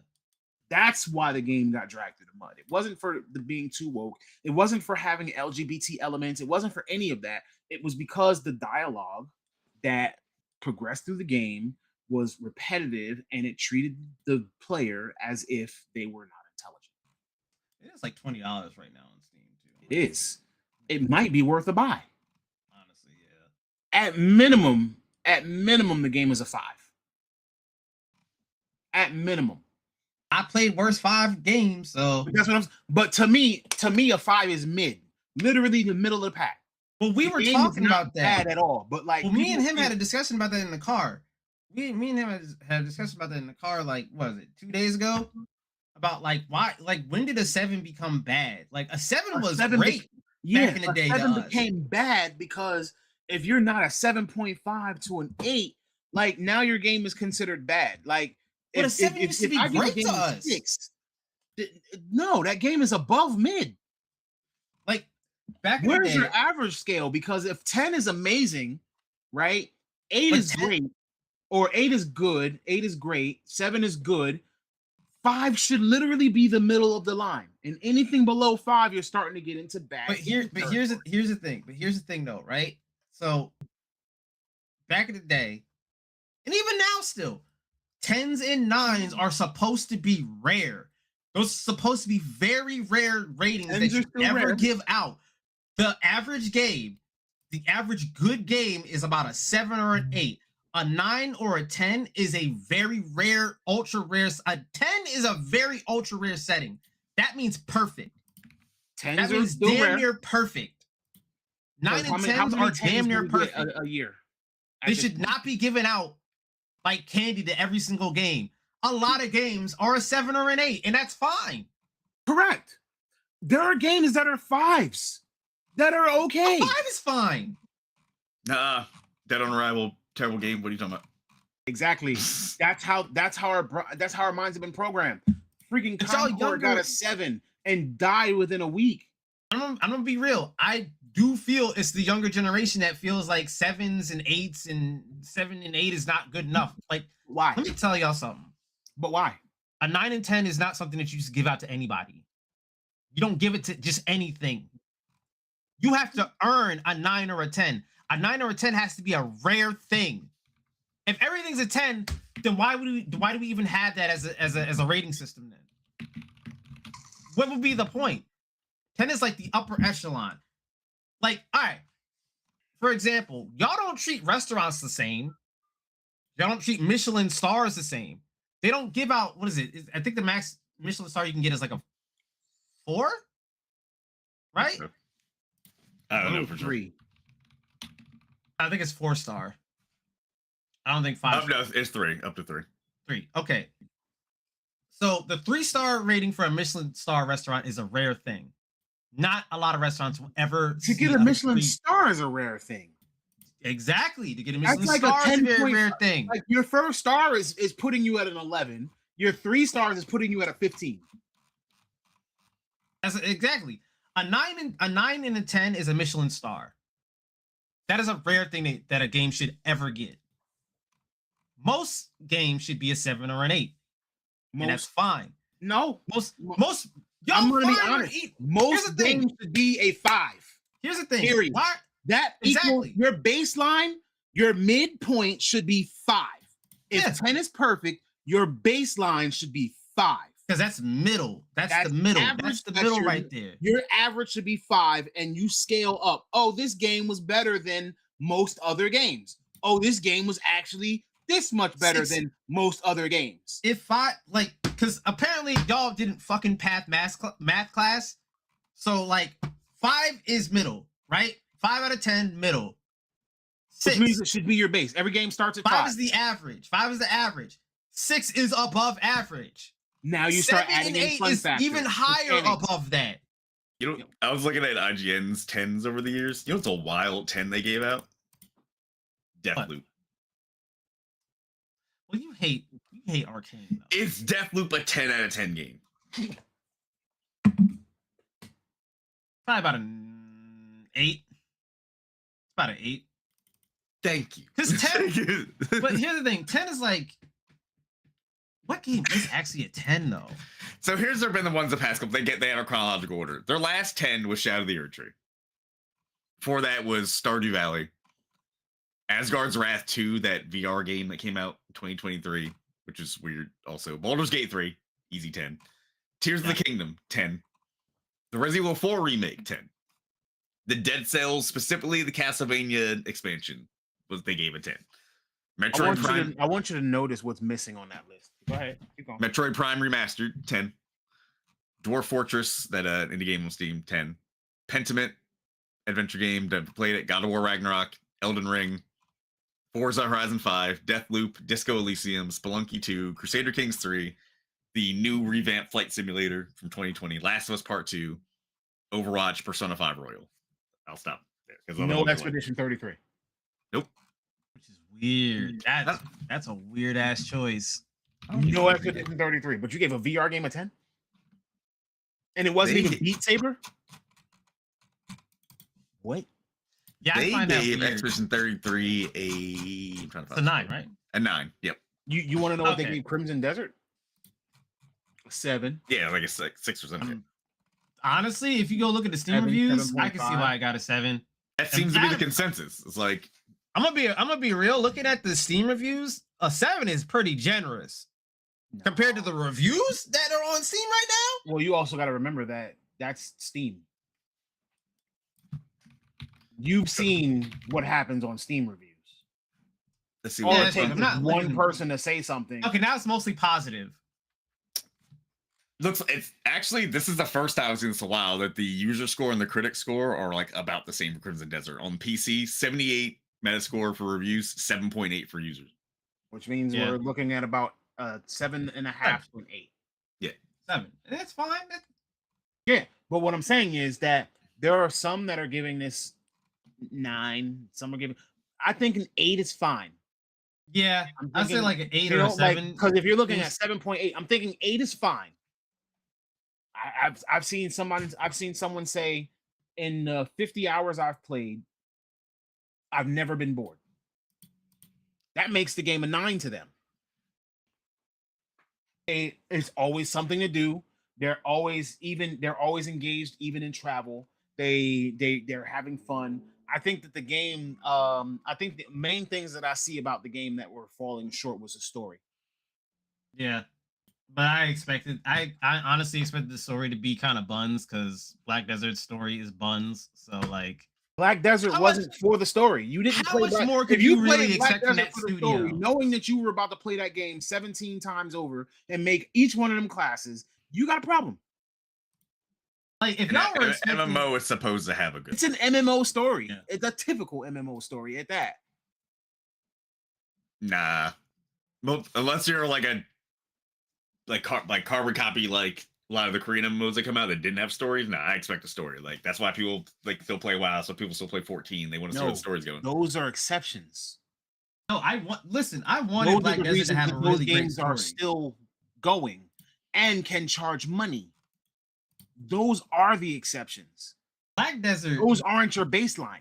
Listen, Black Desert is the crisis of MMOs. It's very pretty. Functionally, gameplay wise, it is amazing. But story wise, not so much. Not so much. No. Gameplay wise, Black Desert is good. Not gonna say it's amazing. It's good. Like The if you reason like, that I say it's good is because the rotations are good, the move sets are good. they make you but- feel powerful. I ain't gonna lie to you. Like that is one of the They few do. MMOs. They do. They make you feel powerful at first. But the fact that once you hit level 50, you hit a hard wall for progression Yeah. is the downside to it. And there's no level cap. Listen, So you're not What- working towards anything after 50, but before 60, you're working towards your ultimate move for your character. Right? After that, there's nothing to work for. listen, before that though, you feel like a Oh, yeah. god in You that are- game. you are feel like a moving through fucking that game god. before that. Ooh. But that's why I say, like, the crazy dynamic difference in how you play the game and how the game feels from 0 to 50 and then from 51 on is wild. Yeah. And it kind of turned me off. I only got to my ultimate move on one character, and that was the witch. I will probably get Crimson Desert when it's like on sale. I don't know if I want to pay 70 that one. That's It's already on sale for like 50, 60 bucks on PC. No, it's I got not. an email about it the day it came out. 70 on Come on, Steam. we're if you're playing on PC, your games are probably never going to be full price. Let me be clear. Yeah, true. And we're not I talking could about buy, the gray market. I'm just talking Yeah, I about could like probably there was get a great literally key a for it. sale immediately. apparently said the controls are a little clunky on PC too. Which is kind of That's hilarious. Well, apparently, like just the design choices of how to do combos and moves is like what? That is hilarious. That's V said weird. you must hate yourself at that point if you play Black Desert like that. That's crazy. The balancing is awful. I Yeah. I agree, but It's like I mostly said, just you it's the getting clapped after in level PvP. 50. That's another thing too. Black Desert doesn't really have good end game at all. It's just you getting clapped in PvP. That's it. You know And what I don't game want to was do that decent? in an MMO. Blade and Soul.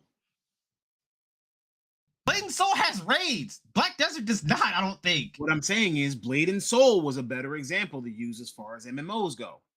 That actually did have a good story. I'm not gonna lie. That's what I'm saying. That had a good story. That's a better example.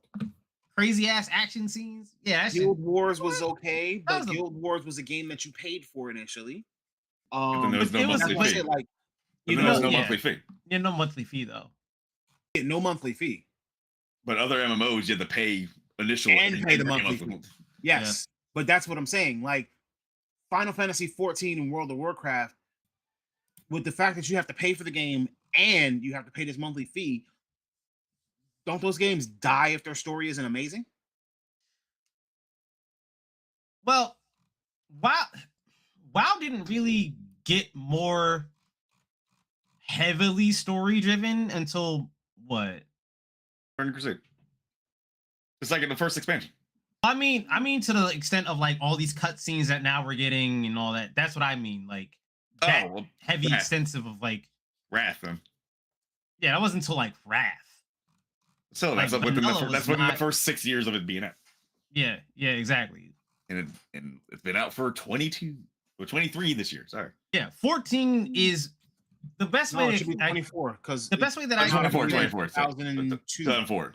No, the November best way 23rd, to 2004. describe, yeah, No, the wow, best way to describe, but the best way November to 23rd, describe, 2004. was the first expansion or just Wow, wow? that's the launch date of initial WoW. yeah, 100%. the best way I can That's like, you wanna know how I describe- know? Like, I was like, also pan the camera to my shrine.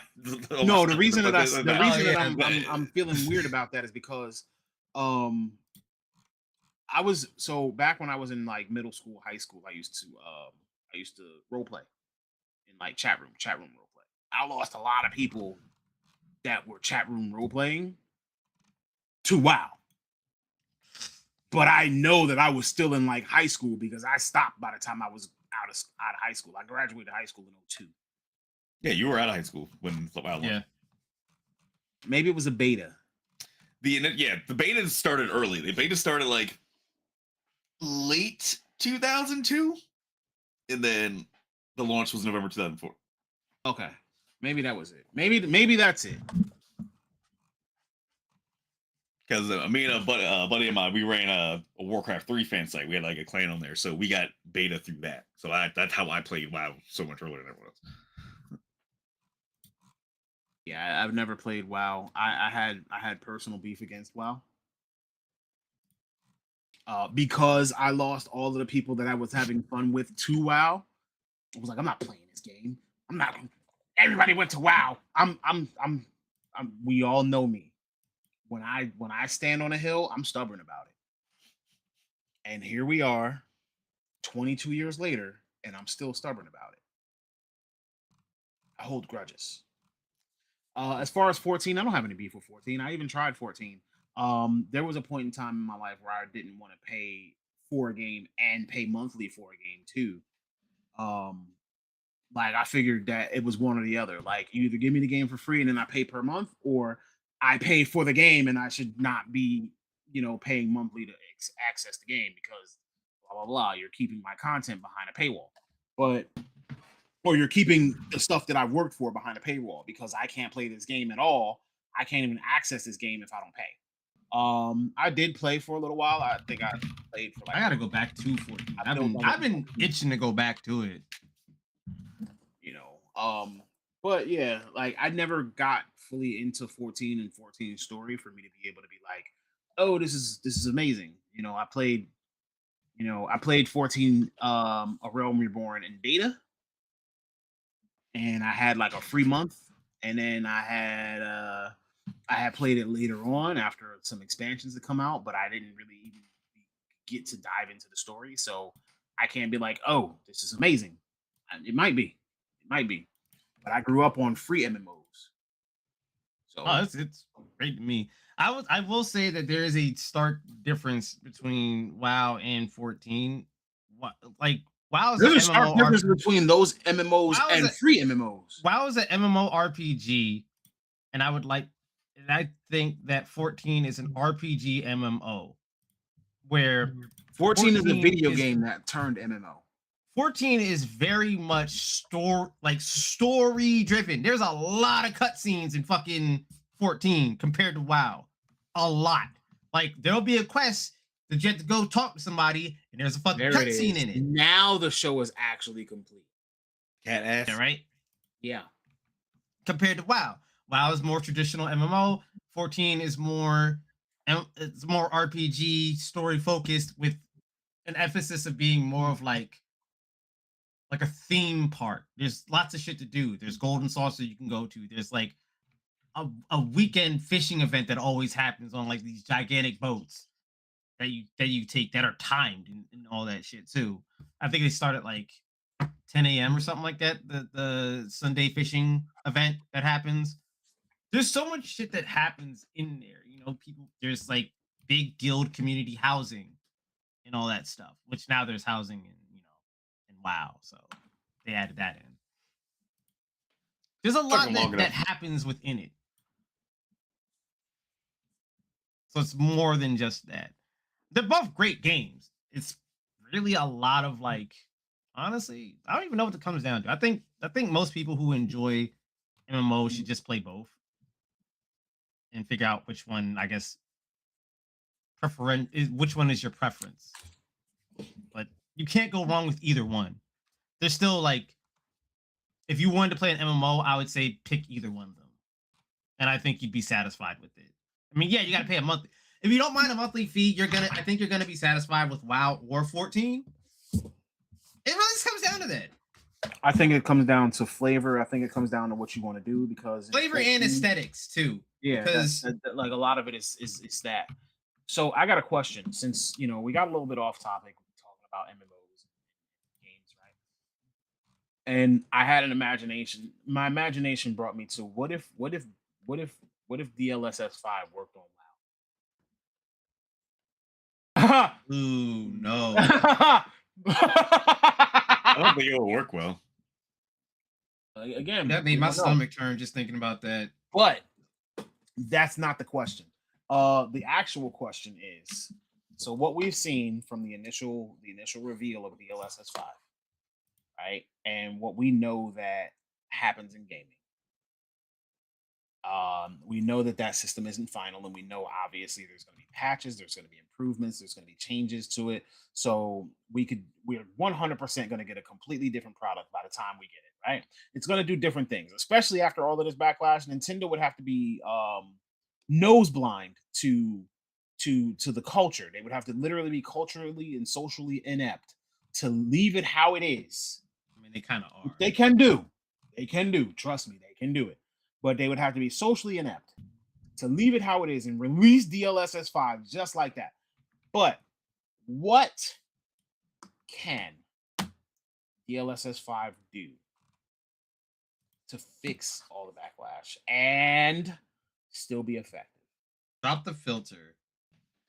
Have the AI learn to just do 4K upscaling as a standard across the board, regardless of like, if they can make it do a standard 4K 60 and it doesn't matter the monitor, the like, it doesn't matter the hardware that you got. Like, imagine that was like a standard. Like, I don't know, you have like, I don't know, 2080 Ti, right? 2080 Ti, but now with DLSS 5, you have 4K 60, 4K 120 FPS. Uncompromised. I mean, you're not gonna get DLSS 5 on a 2080 Ti because I can't get DLSS. But you get what I'm saying though, right? Like, yeah. high But yeah, like, FPS, 4K resolution. I mean, I don't really care about 4K, but 4K so resolution. what if? Because remember, number one, there's not a lot of things that can actually put out 4K. Yeah, That's another that's what I'm problem. saying. Not If the even resources graphics went to card that, wise. There's not a lot of monitors without you having to pay an exorbitant amount of money that's going to be able to render and that's going to be able to show you 4K. So, what purpose do you have for having something that has DLSS if your monitor can only do 2K? honestly, I just want DLSS to improve the frame rate. That's all. That's all I. But some people really wanted to want. improve the graphics. There are Graphics don't mean games shit where if the frame rate. If the but frame rate's bad. that's why even the PS5 has a quality setting versus performance. So like you could choose to either improve your performance or improve your quality.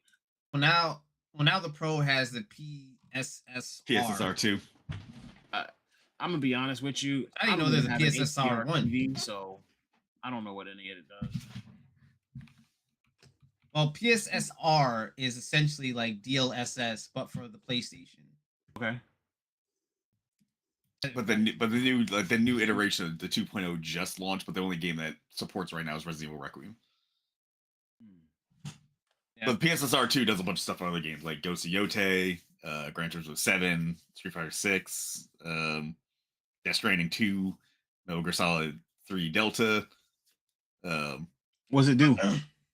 It's kind of like it works how DLSS does work, like on a NVIDIA graphics card. It just helps with the lighting, texturing, like and everything like that. Rendering and stuff like that. Yeah.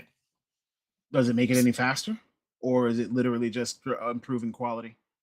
So from when I tried Resident Evil, I definitely noticed it improve the quality. Although I did still notice some frame rate dips. Like it's maybe it needs to be patched a little bit more. But I went and played some other games because I just got PS5 Pro the other day just to get ready for because I know GTA 6 is going to probably make launch PS5s run like poop. Let's be honest. And I tried Returnal out. Returnal looks really good. Ghost of Yotei looked a lot better. I want to try Delta to see how that looks because I saw some video comparisons. Like it just improves tree textures, vines, guns, how snakes like costumes and like camos and everything like that. So it does overall kind of do like an improvement to a lot of games, but need to dive into it a little bit more. So what is currently the best super sampling or the best sampling or the best DLSS equivalent on a GPU? I'm not even going to say on a graphics card. I'm going to say on a GPU. So it could be Xboxes, it could be PlayStations, it can be FSR, it can be DLSS, it can be Intel's. What is currently the best iteration of upscaling on the probably huh? I was gonna say probably FSR 4 on the AMD cards. That's for me the next best thing. The next best thing, or the current? I thought you said like after DLSS. Current. Current. Counting DLSS? FSR 4 is out. I know we were on FSR 3, but FSR 4 would have surprised me.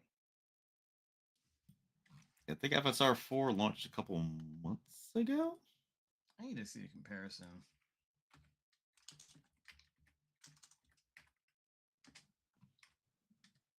Like, is FSR 3 better than DLSS 4? I don't believe it is. Or is if FSR 4 is out, is FSR 4 better than DLSS 4? Let me check my damn. To Digital Foundry. Because there is Digital Foundry did do a test between them. Of course. In case you don't know, I always trust them. So. Yeah, I don't know. I never like that's. I used to watch Digital Foundry stuff all the time, so I don't know what actually is like the end. Yeah, a lot of their shit's been suppressed. It hasn't come up on like my feed, and I'm subscribed to them. So I just found out. I believe that ratings.com, rtngs.com, is actually going to be behind a paywall now. Yeah, they got bought out. And I used to use that site all the time for comparing TVs. That was how I bought my monitor. That was how I picked TVs. That was how I compared various things when I was shopping for my electronics, and the fact that now they're behind a paywall is kind of a bad thing to me. Yeah, they had a good thing going and then decided to remove it. I don't know. I don't This get why they is- did. But this is what always happens when something gets bought out. Every single time. I've never seen what? an instance. This is what happens when something gets bought out. I've never seen an instance in which like something being bought out has ever been like, oh, this is great. This was a massive improvement. It's always ended up in something negative that the customer ends up paying for. Literally. According to some sites, they say DLSS 4.5, what we're currently at now, gives you sharper image quality and can help you get better resolution performance, but FSR 4 provides more stable performance when it does a super sampling. So, who knows? I just hate how both of those So things do we becoming- want more stable performance, or do we want better performance? Do we want higher resolution? Like you know what I'm saying? DLSS is already cheating in frames. which They've been doing it since 4. which sad to say the frame generation like this but both of these things just work on when you do frame generation reducing input lag because that shit sucks for competitive games having to deal with input lag. Honestly, I would not want frame generation in competitive games. If No, I'm playing you don't want that. competitively, I do not want anything. First of all, I don't want a big monitor. I'm gonna play on a 27-inch. If not smaller than that, maybe a 24-inch. Right? I So I don't know don't about want a that. big monitor. I do not want frame generation. I want, and I'm probably playing on nothing more than 1080p. That's competitively. If you're playing on more than that on a competitive game, you're doing it wrong because now you're creating opportunities for input lag to exist. Yeah, and it's like when these games implement DLSS and they implement frame generation, it's something like Marvel Rivals has frame generation for its DLSS. That don't help me play the game better because it creates input lag. So now and my what's the shots point in- aren't accurate. What's the point in getting a monitor that has a 0.01 or a 0.03 millisecond response time when all you're going to do is create input lag? That plus DLSS with frame generation standardly on, by the way. You don't get to turn that. You don't get to like that's turned on by default without In you what? changing settings In what? in Rivals. Oh, Frame generation. I'm like, I don't have son, DLSS what the 4. fuck? I have a 3080, so they're not going to give me frame generation. That's how they get you. DLSS 3 does not have frame gen. That's how they get you, man. Got bump up to that 40 series. You get that frame generation. 40 series, I would never. I mean, I had to because my card literally fucking died. So I had. I mean, I get it. But the reason why I say I would never is because I'm on a 3080 now. So I figure for me to get my money's worth out of my graphics card, and this is a whole nother topic. For me to get my money's worth out of a graphics card, I needed to have it for at least 5 years, right? Yeah. Now that means that I could start changing things, which I'm probably not going to be changing anything anytime soon. But like, I'm not gonna like when it comes to time for me to change stuff, I'm going to be going with whatever came out that year. So like, short of like my graphics card going completely kaputs, I'm probably not going to be doing like a 40 series. And then, you know, if I do a 40 series, I'm not going to be going with like a 4080. Like, I would sooner try to find another 3080 versus going with a 4080. Or Yeah. you know, I could potentially argue a 4070 Ti Super or something like that. But then it also becomes a factor of like, is that available? Correct. Which, you know what I mean? Like, listen, I would have loved to just have another 2080 Ti. That shit wasn't available. Despite the fact 40 series is already out, would have been hard to find another 2080 Ti. We're also in a and that's another thing. We're in an economy where they have false demand. So Yeah. all of a sudden, everything is in demand because it's not available. It's not around. You can't find it. But the demand is kind of false because they're trickling the product out to us. So how do you create a chip shortage? You just send 100 cards to each store. You don't even send 100. You send 20. If you made Nintendo enough was to send notorious for 100, that. yeah, if you made enough to send 100 to each store, but you sent out 5, knowing that you're going to be sending more little by little, now you have a chip shortage. Listen, Nintendo were the kings of artificial Who? shortage. Nintendo. Oh yeah. They used to do that, dude. They did that all the time with their consoles. The Oh Wii, no, the Switch, we the only Wii sent you U. like this small amount of switches. Ha ha ha! Now fight for it, peasants. Fight for your entertainment. But that's what made Nintendo consoles highly scalpable. Yup. And that's also what makes Nintendo one of the best-selling consoles out there. Until they smartened, and then they smartened up and they realized, wait, all these scalpers are getting mad money off of us. Why don't we just And send they're a not shit getting ton that of, money. why don't we just send a shit ton of consoles? So then we make all the money. We just raised our prices. And the funny thing is, where did those scalpers move to? And you're blaming it on tariffs. Yep. So now you blame it on tariffs, so you increase your price, right? You blame it on tariffs, you blame it on chip shortages, you blame it on whatever you want to blame it on. You're increasing your prices, but now you're suing the United States because of the tariffs, but you're not changing your prices. Yeah. But when now, things improve, they don't improve for the consumer. They only improve for the company. So now they're trying to get some of that money back, but they're still also taking all of our money. I don't that like money how, on back. like, it'd be hilarious if through their lawsuit they said, "All right, we'll give you blah blah blah, but in return you're gonna have to lower your prices." Courts have a right to do that. The courts could probably do that. Yeah, they could have put that clause in. Yeah. That could be one. I'm brilliant, but yes,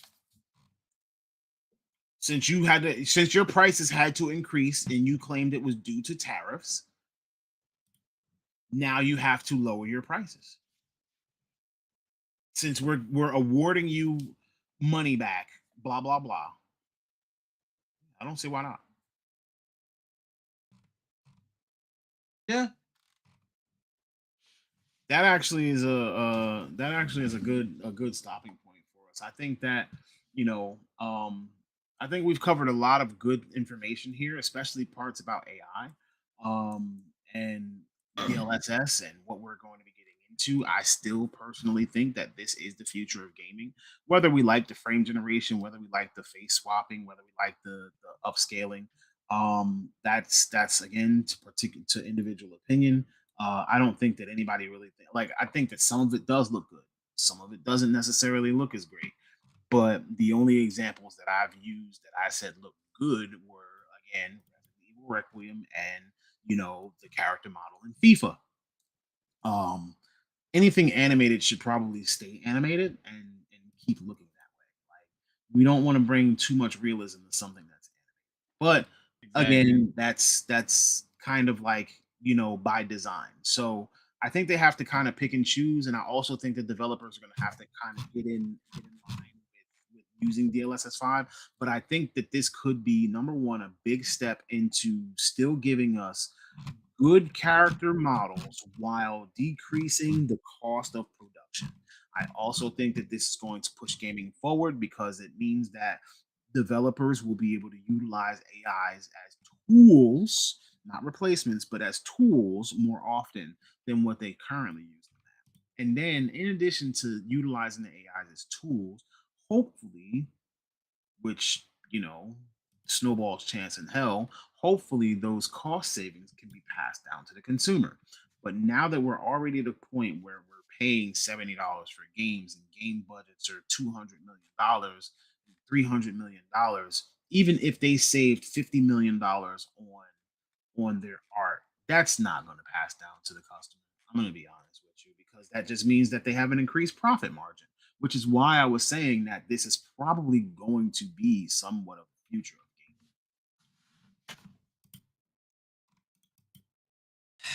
gaming. Yeah, but I just hope not at the cost of Oh, jobs I don't think and that. See, and here's the production thing. of quality. Even like, all right, so even if it came at the cost of quality, I don't think it would come at the cost of employees. Mm,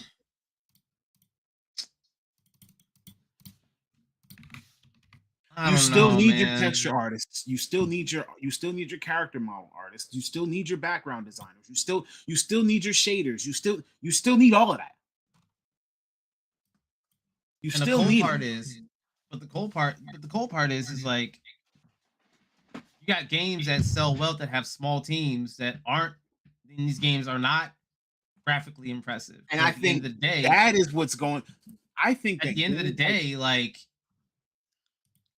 it doesn't matter. Like the graphical doesn't shit it doesn't matter. doesn't. I don't It think doesn't that matter. DLSS is going to change that because you have games like Expedition 33 who they put together off of Fiverr that 10 out of 10 best game that year. A lot of these big publishers and companies, they don't. A lot of them aren't run by the same people who first got the industry started in the first place. They're run by guys who are business majors that had absolutely no knowledge of games and how games. They still don't know how games work. Yeah, Still don't because know they're what business makes a majors. game Yeah, sell. they know Is how to make money. That's it. All they know is money. That's it. They don't know like game. Gaming is art. But Games are art. can't blame that on gaming. You can't blame. No, I You don't can't blame it on blame gaming. the heads on I gaming. blame it on the outsiders that run gaming. No, you blame it on capitalism. Yeah. That's the way that we've been brought up. That's the way, like we as in the United States. This is Yeah. the way that the world. This is the way that the world turns. So, sure, you can make games. You can make great games, and if you make no money off of your games, guess what? Your games suck. Your bottom line is literally capital Is because it's unsustainable at that point. But it also goes by what was your budget in the first place, though. Because True. if your budget's like, But if even your if your game budget budget was is like, tiny, if you're like- making nil, your game much sucks. was- You can't keep making games. how much was Balatro's? I don't think he ever revealed what the budget is, but it can't be more than like a couple $1,000 realistically. With an exceptionally low budget, and it grossed over 9 million in just mobile revenue. Not talking overall, just mobile. Sold a shit ton. At launch, And he said that he wouldn't do another one. he don't need to. Like he's good. He would not do another good. game because he would, if he made another game, it would be literally just for him and his family. He didn't expect it to blow up as much as it did. He didn't expect to have to put as The much. first work in. day, it was out, it sold 50,000 copies in only a couple hours. Mind you, I have Balatro in multiple places. I have Balatro on my phone. Yes. I got Balatro on my computer. Like at first, I wasn't even gonna play it. I wish there was a way to like share progress across platforms because I have my phone. I got. I've actually completed the Steam. game once, just once. I've completed a few runs. I've completed the game I on a have all the run. decks. I have all the decks unlocked. I still need to Doing- unlock all the decks. I completed a run doing nothing but like mainly pairs, just a pair. I keep getting screwed. I'm not My gonna luck is take not upgrades good for in full houses Balatro. and stuff like that. I'm going to take pairs and 3 of a kinds and 2 like I'm gonna do, I'm gonna do jokers for those.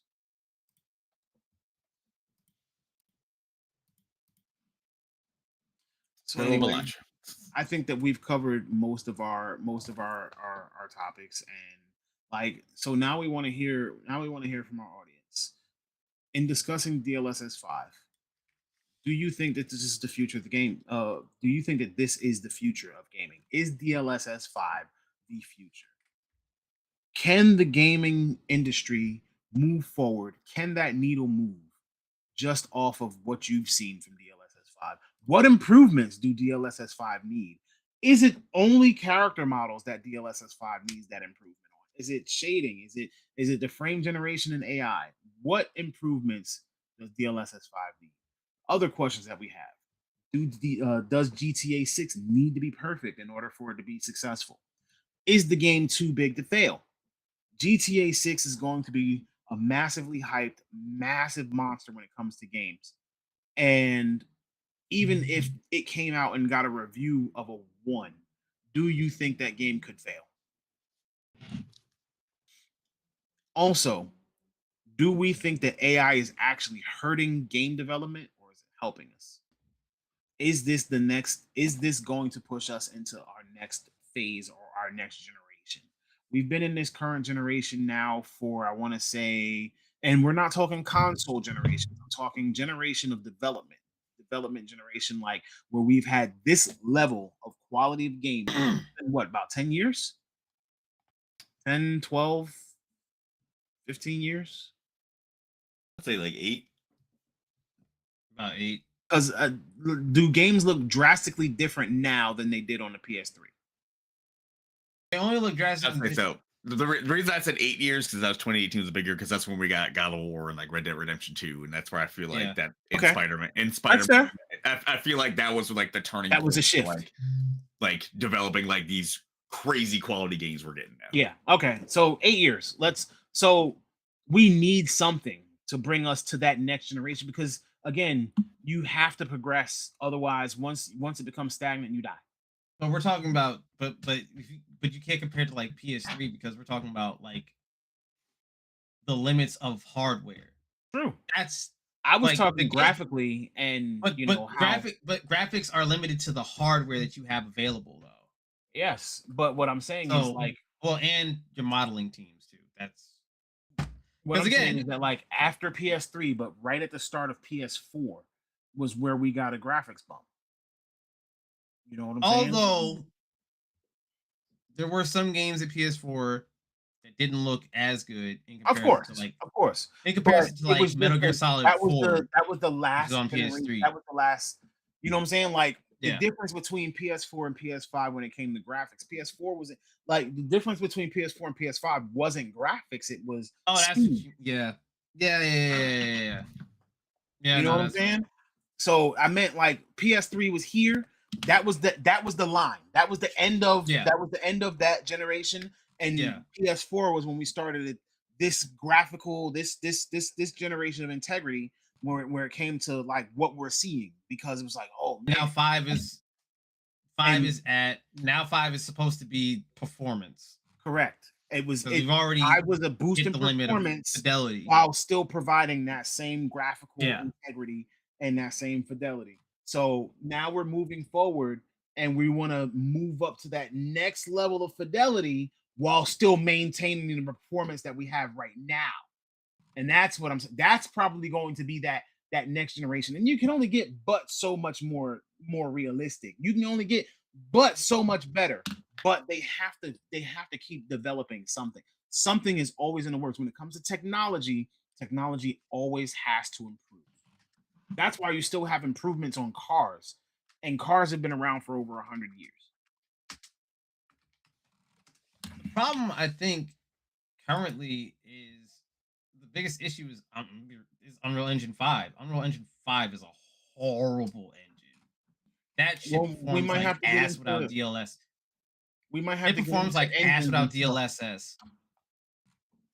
Because if we get into engines, like not today, because obviously we're ending the show. But if we get Unreal needs to improve its performance, because that shit is really the problem, I think, with a lot of games currently. It's possible. Most games, if you don't turn DLSS on and it's an Unreal Engine game, Unreal Engine 5, that shit plays like shit. So what we want from you guys is to let us know how you feel. Let us know what you think. If you watch this through, if you're joining us, if you're skipping to the end, summing everything up, leave us a little comment. Let us know how you feel about the things that we've talked about, DLSS, GTA 6, what the next generation is going to be as far as gaming goes. Either way, we thank you very much for joining us. We hope that you'll join us again. We hope that you had fun. We're here for your entertainment. In the meantime, if there's ever anything that you want to start, or if there's ever anything you want to achieve, all you got to do is press the start button. Enjoy. Peace. Have a great week.